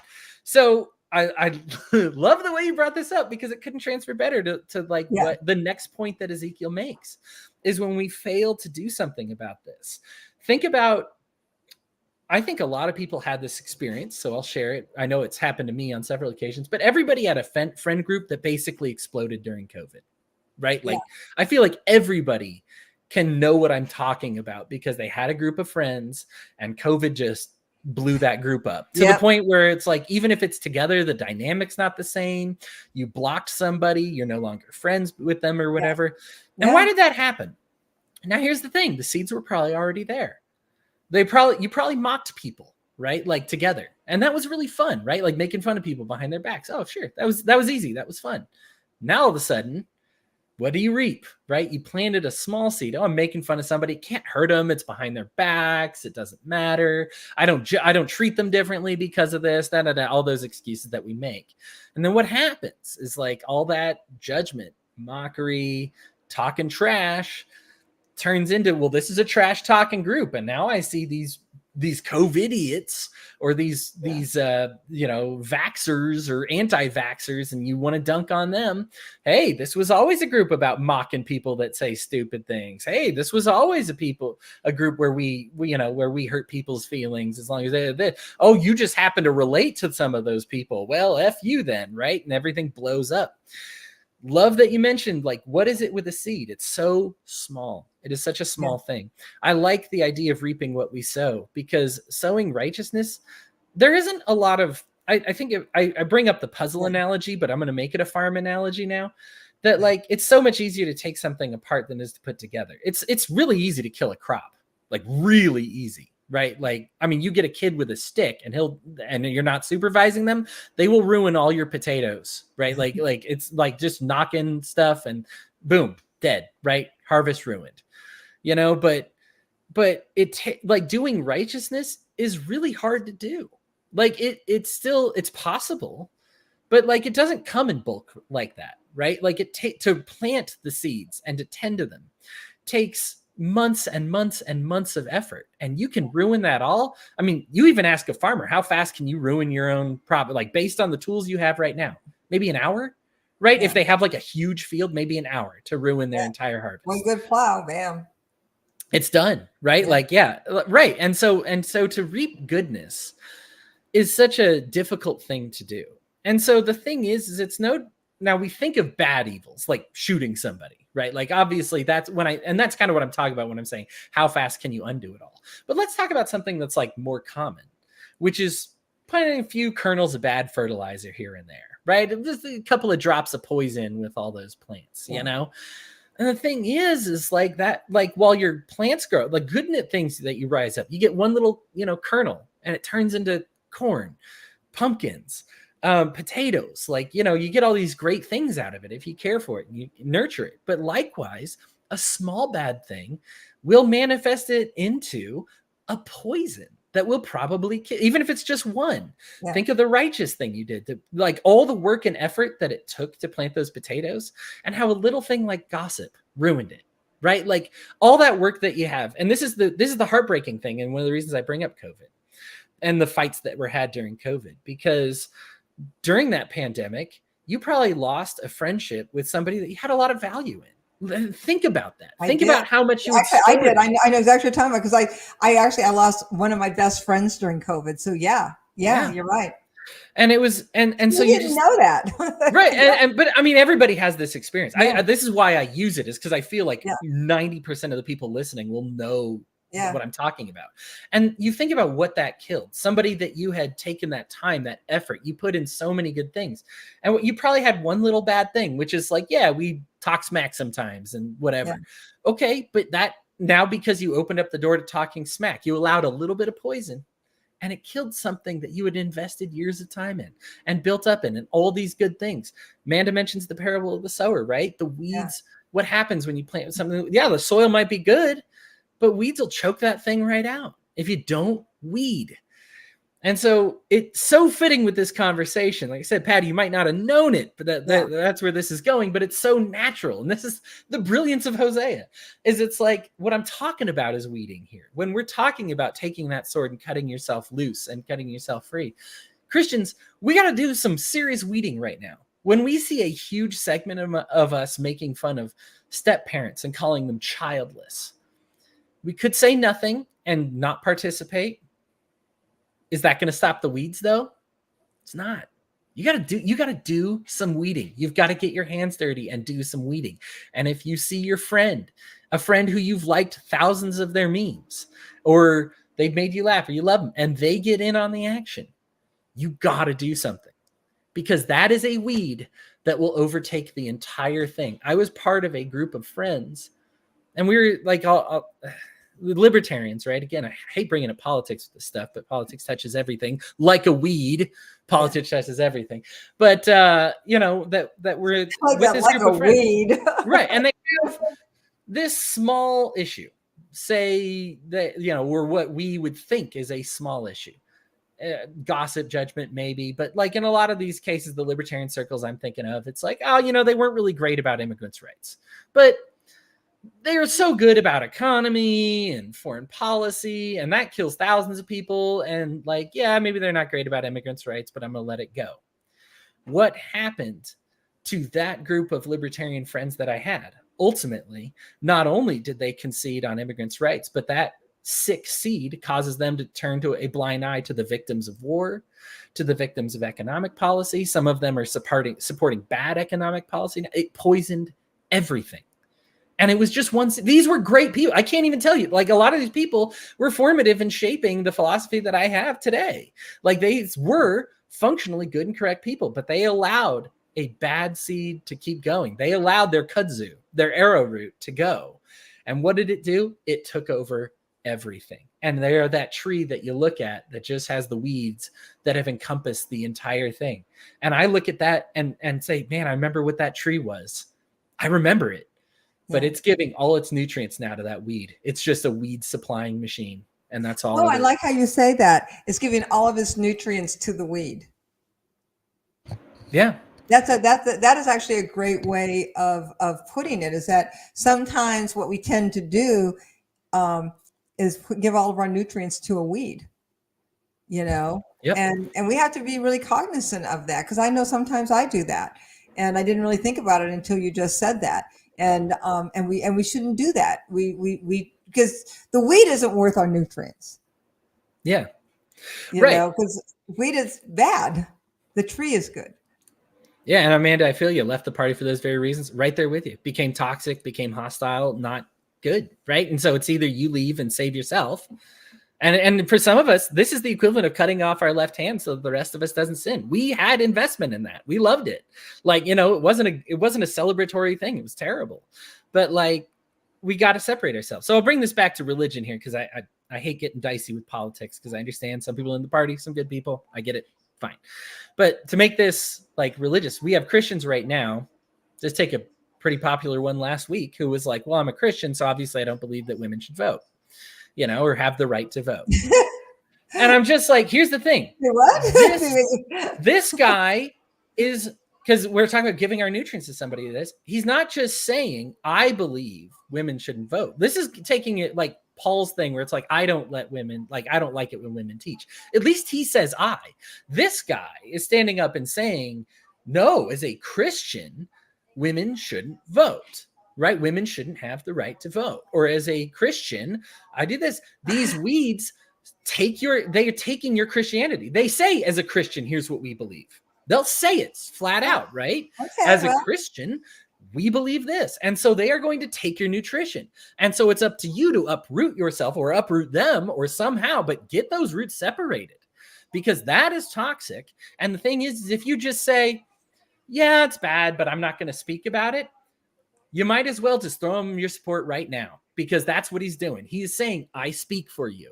And unless you say, no, you don't, then he does. That's how it works.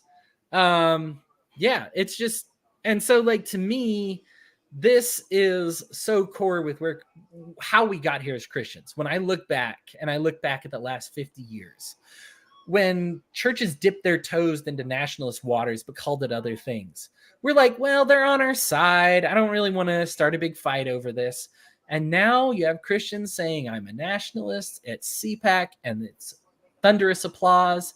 And you got 3/4 of them that are supporting totalitarian regimes. And it's like, hey, what did we do? What did we fail to do as Christians?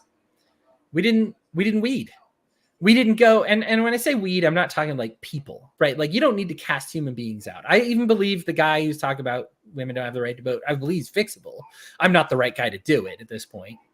But we do need to cast out these bad practices, these sinning philosophies. Again, bringing this back to the first part of Hosea, we don't actually hate these children. I'm not talking about weeding out the children. I'm talking about weeding out the sin that is in their hearts and the lifestyles that they were raised with, and presenting them something new. Odds are great if you're a Christian, if you are a Christian here in America, that people who were raised in that church, whether they're still in it or not, were raised in a very judgmental environment. That's a weed. And that is going to cause them to either carry, most of the time, as we talked about, like with alcoholism or molestation, more often than not, unless you weed it out, they will carry that forward and molest somebody else, or take their alcoholism out on somebody else. Or if they were physically abused, they're going to carry that physical abuse out to somebody else. And until that stops, then we're just telling the weeds it's okay. When we aren't, and I'll say this boldly, if we aren't anti-bigot, anti-racist, anti-sexist, anti-misogynist, then we're failing to do our jobs as weed killers. So many Christians don't like being told they have to be anti-Satan. But I'm sorry, Satan is growing here. He is at work heavily within your ranks and within your church. If the Pharisees and God's chosen people weren't immune to this, you are certainly not immune to this. Yeah. And so they are absolutely going to grow. And so just be like, I just think it's good enough to be a good tree. You know what? The trees that are covered with kudzu thought the same thing. They thought, oh, it's just enough to be a good tree, until they are covered with weeds. And these libertarians that are like, yeah, I got this one little imperfect philosophy. Yeah, it's a little anti-immigrant, whatever. And now they are covered with weeds. Almost all of them that I know are now supporting somebody who supports war and mass deportations and throwing people in jail for freedom of speech. And like, I'm just like, that was supposed to be one little mistake that we just allowed to be a mistake. But mistakes don't do that. They don't just sit there and do nothing. Satan has virtually no good qualities, but he is a very hard worker. And he will keep growing until you do some darn weeding. Well, I think a lot of the reasons why people gravitate towards things that are not of God, and and I do this too, is fear, right? I mean, you can tell when somebody is afraid, because fear and faith are not compatible, right? So one is always going to win. So if you have faith, you're not going to have fear, and if you have fear, you can't have faith. They are not compatible with each other. And so when you are doing things that are fear-based, when you're acting out of a fear-based, any type of fear-based behavior, automatically should tell you that you are not believing. Your faith, and that whatever that issue is, you do not have faith. And that is actually not a bad thing for you to recognize, because that's your wake up call of, this is where I personally am lacking in faith. And so so when we talk about those behaviors, like being a racist or a bigot, or thinking anybody is less than you or whatever, that is actually a fear-based behavior. And so that tells you right there that you're lacking at there's this area of your world where you have a lack of faith, because that all comes from something. Like there's a reason why you have that feeling. And so this is actually a good place to start with. Why do I have this lack of faith? Like, and I'm just gonna I'll throw politics in, because this is where the analogy comes from. But if I have a fear, like, let's say, of the economy, and I feel like, okay, the reason why the economy is bad is because all of these people are taking the money away from me, and I need to vote this person in so that they'll take care of these people who are hurting my economy. It's like, that is not a faith-based decision. That is a fear-based decision. And so what I have to do, instead of getting angry at the people that I think are taking away my money, and putting my faith in the person that is running for office, because they're going to take care of that, what I have to do is I have to go to God and say, God, help me in my faith. Why is it that I don't actually trust you to take care of this? What have I done wrong in my faith, that I actually think that, one, I have to hate these people, and two, I have to trust this person? There's something wrong here with me. And I think this is where Christians keep going wrong. And even the nationalists, like I understand why Christian nationalists believe what they believe, but they are believing from a fear-based, like, that is their foundation. It's fear-based. Some of it, I get it. It's like, America is the greatest. I believe America is the greatest. God protects America. I believe God protects America. However, I don't believe God protects America because America is the chosen. I believe God protects America because I live here, and God protects me. And as long as I have faith in God, he's going to protect me, because the rain falls on the just and the unjust as well. And I think that's what they forget. But someday, if we all leave God, God's not going to be here protecting America. So it has nothing to do with the fact that America is the greatest country in the world. What happens is that I trust God. And God, because I trust God and I have faith in God, God will protect me. Christian nationalists, God will protect you if you trust God and you protect God and you stand with God. But if you put your faith in a man, God is not going to protect you. And I don't care how much you love America. If you put your faith in America, God is not going to protect you. Put your faith in God. As long as you're afraid that God will do something to America if you don't protect America, you are doing a fear-based action. You have to put your faith in God. Anything else is putting your faith in an idol. And God says, I am the Lord God. You shall have no other idols except above me. So this is the way it is. So Love it. Patty, any closing thoughts on Hosea before we say goodnight to everybody? Well, one thing that Hosea did say, this is a Hosea thing, is my people are destroyed for a lack of knowledge. And I love that line from Hosea. And a lot of people think, and I say this as someone who is relatively stupid when it comes to the Bible. I don't understand a lot of it. I don't understand a lot of the words. I can't translate it or shit. And I have dyslexia, so it makes reading stuff difficult. But I do know that when God talks about people being destroyed for a lack of knowledge, it's not the knowledge of reading the Bible, because when that was said, people didn't know how to read. So I know that God's not talking about people being destroyed for a lack of knowing how to read and write the Bible. I know in my heart that what God is talking about is that my people are destroyed for a lack of knowledge, the feeling, the emotional connection with God, and that people have to understand that if you want to get to know God, you have to get to know God, and you have to stop putting your faith in things other than God. I mean, I believe that's truly what Hosea is about, that it's all about the relationship. And that's why he had Hosea go through all that, to understand what it's like to be in a broken, terrible relationship and yearn for that love. And God loves us. That's all he wants, is that relationship with us. And once you recognize that and you have that relationship with God, it's different. You're not afraid. You're not hating people, and you're not putting your faith in things that are going to disappoint you in the end. Yeah. Beautifully said. I'm glad we.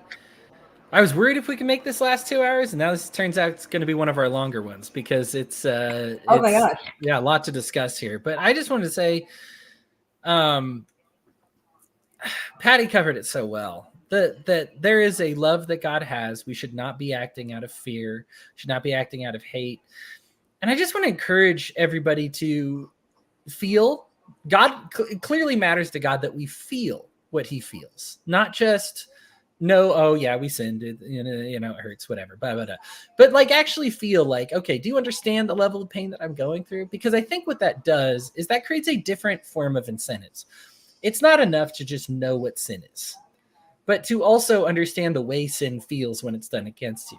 And I think that if you have any sins in your life that you're struggling with, you might just be trying to fight them too much with like the left half of your brain and not enough with the right half of your brain, because God is both. God is emotional. God is not just a logic box, right? Like you read the Bible, it's very clear that God is an emotional entity. God puts emotions in us too. This is not an evil thing. Like being emotional is not, evil. It scares us because I think when we think emotional, we have all these negative things associated with it. We shouldn't because God is emotional. God is perfect, right? So let's be clear about that. But like so like I think that this can be a thing that assists you if you're having a sin that is just a tough thing to confront. That understanding the way we make other people feel can be a great way to fix our behavior in real life. Like when we steal something, we mentioned this last week. You steal something, you have to confront the person you stole it from. And that makes people change. You know what I mean? You don't want to see that pain of that look of distrust in their eyes. You don't want to have to do that. And so we shouldn't want to do that for God either. So I love that first part. I'm glad you mentioned that. I'm sorry I missed it in my notes, but yeah, the lack of knowledge is destructive. And this lack of, because what it is this lack of knowledge is institutional. When we talk about institutional education, but a lack of education is equally important. One of the things that we look about with like the Dresden bombings, the thing is we don't let people forget about Hiroshima and Nagasaki, but we do let people forget about Dresden. And what that does is that creates kind of an insulation then of the horrors of war, because we just kind of say like, well, that's bad, but that's the nuke or whatever. It's like, well, let's talk about the death of culture and the death of art and the death of music and song and children. And like, in addition to everything that happened with that, like, I'm not saying we need to forget Hiroshima and Nagasaki, but right. When we don't carry these knowledges forward of other things, then we begin to think that sin is very simple and very easy to contain. And as we mentioned with the weeds, they are absolutely not easy to contain. They will always be trying. If you are perfect, even if you are sinless right now, Satan's not going to give up. And if you were actually incapable of corruption, you would ascend into heaven and wouldn't be here already. So there is some type of weakness in your defenses. And that is an institutional thing. My mom was virtually perfect, but had like a flaw, okay? I have lots more flaws than my mom when it comes to parenting. I am doing my best, right? But I don't want it to become institutional. Like I said, this is never going to be me giving 100 and God giving a 0. This isn't even ever going to be me giving 50 and God giving 50. I am doing my best, and I am at the very least, not allowing my mistakes that I have to become institutional mistakes or anything that any sins that I commit that will be carried on to my kids. And you will hear Christians nowadays talk about not only a reprehensible belief, but then talk about this is why it's important for us to have kids so that we have more people with this reprehensible belief. Yeah. They'll tell you straight up they want more people to have this terrible belief. And this is why it's so important to procreate, because they think now, thankfully, their kids largely are rejecting that. Thank God for liberty and freedom. As you mentioned, Patty, it's fear that keeps them at home. But when they don't have that fear, they find that the pools of love are a lot more refreshing, and they learn to take those. So thankfully, these people tend to lose a lot of the kids that they think they indoctrinate. But the attempt is bad, right? Like, this is still a very bad thing. And we are quickly losing our liberties. And it's sad because now it's only a matter of time where we become, unless we fail to act, that we become similar to Israel, like what happened during his time, is we have these sins, and then we have people that don't know any better. They don't have this access to this knowledge that we have. I see Christians who want this monopoly on the Bible and finding information. When we find out that Raqqa was used as a gay slur, this is old information. But it was done, we found this out like 100 years ago. I actually thought it was new, but it turns out the first mention of this was like 100 years ago. And then that person found it. They found the evidence for it. It's from a scroll in 297 BC of it being used as a gay slur. Like it's a fact. But looking up that fact is really difficult. Like try finding out what Raqqa means online, and you will get a lot of the wrong answers before you get the right answer. Now, that right answer still exists. But this is why it's so important to break that generational miseducation, because people intentionally don't teach about it, because they intentionally want you to think that God thinks it's okay for you to use hateful gay slurs, anti-trans slurs, right? Like they think it's okay. They want it to be okay, and they're willing to not only miseducate your kids, and miseducate their own kids to the point where this true information is buried. And thank God I've had access to all the theological classes and work that I've done, because I got to tell you, it's not like the dust of history that covers these things. It's brick and mortar.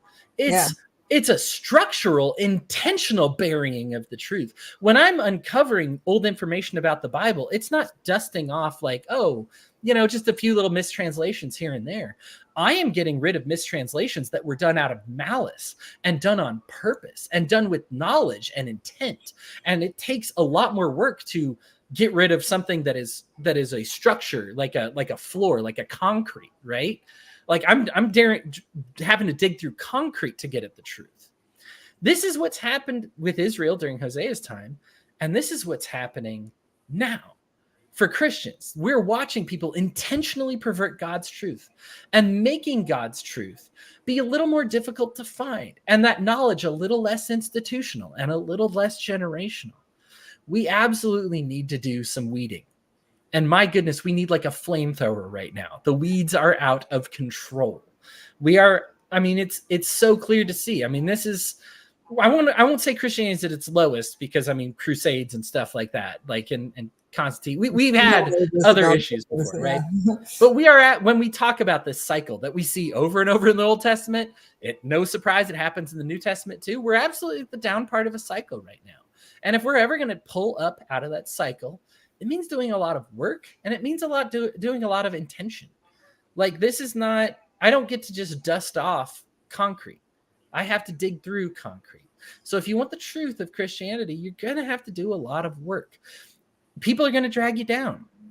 When God says he comes to bring that sword, you're going to have to use it to cut yourself loose from people that you might love and like.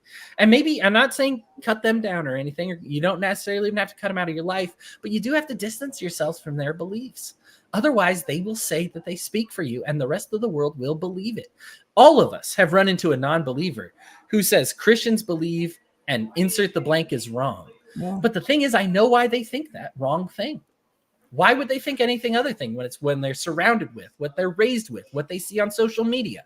Over and over, something reaffirms it. That when somebody like me who tries to tell the truth, I come off looking like crazy John the Baptist out in the middle of the desert, yelling and screaming, right? Like eating locusts and stuff out here. And they're like, okay, there's an occasional exception Christian, but by and large, they must believe this thing here. So just don't let yourself get carried away by this, right? Like we might not be able to save all of Israel or all of America or all of the world or whatever, but you can do some amazing things for your children, your house, your brothers and sisters, your family and friends, and yourself. Like first and foremost, weed for yourself, right? Like love your neighbors as yourself. You're never going to love more than yourself. If you don't weed yourself, you're not going to weed for them either, right? So I just want to close with that. Everybody, thank you so much for attending. I know we ran a little over, but again, a lot of people watching, and I really appreciate everybody who tunes into these things. Hosea being one of my favorites. We will have a topic discussion next week. We haven't decided what that will be, and then we'll go back to a New Testament book the week after that. If you are interested at all in any of these questions, comments, obviously you can reach out to me directly. Please feel free to join the Love First Christians. The link is in the description. It is a forever link, and we look forward to having you. Patty, thanks so much for joining us. taking the time out of your very busy day to be with me. I always appreciate it every week when you show up. This would have been a very bad show without you. All right, everybody. Have a good night, and we will talk to you all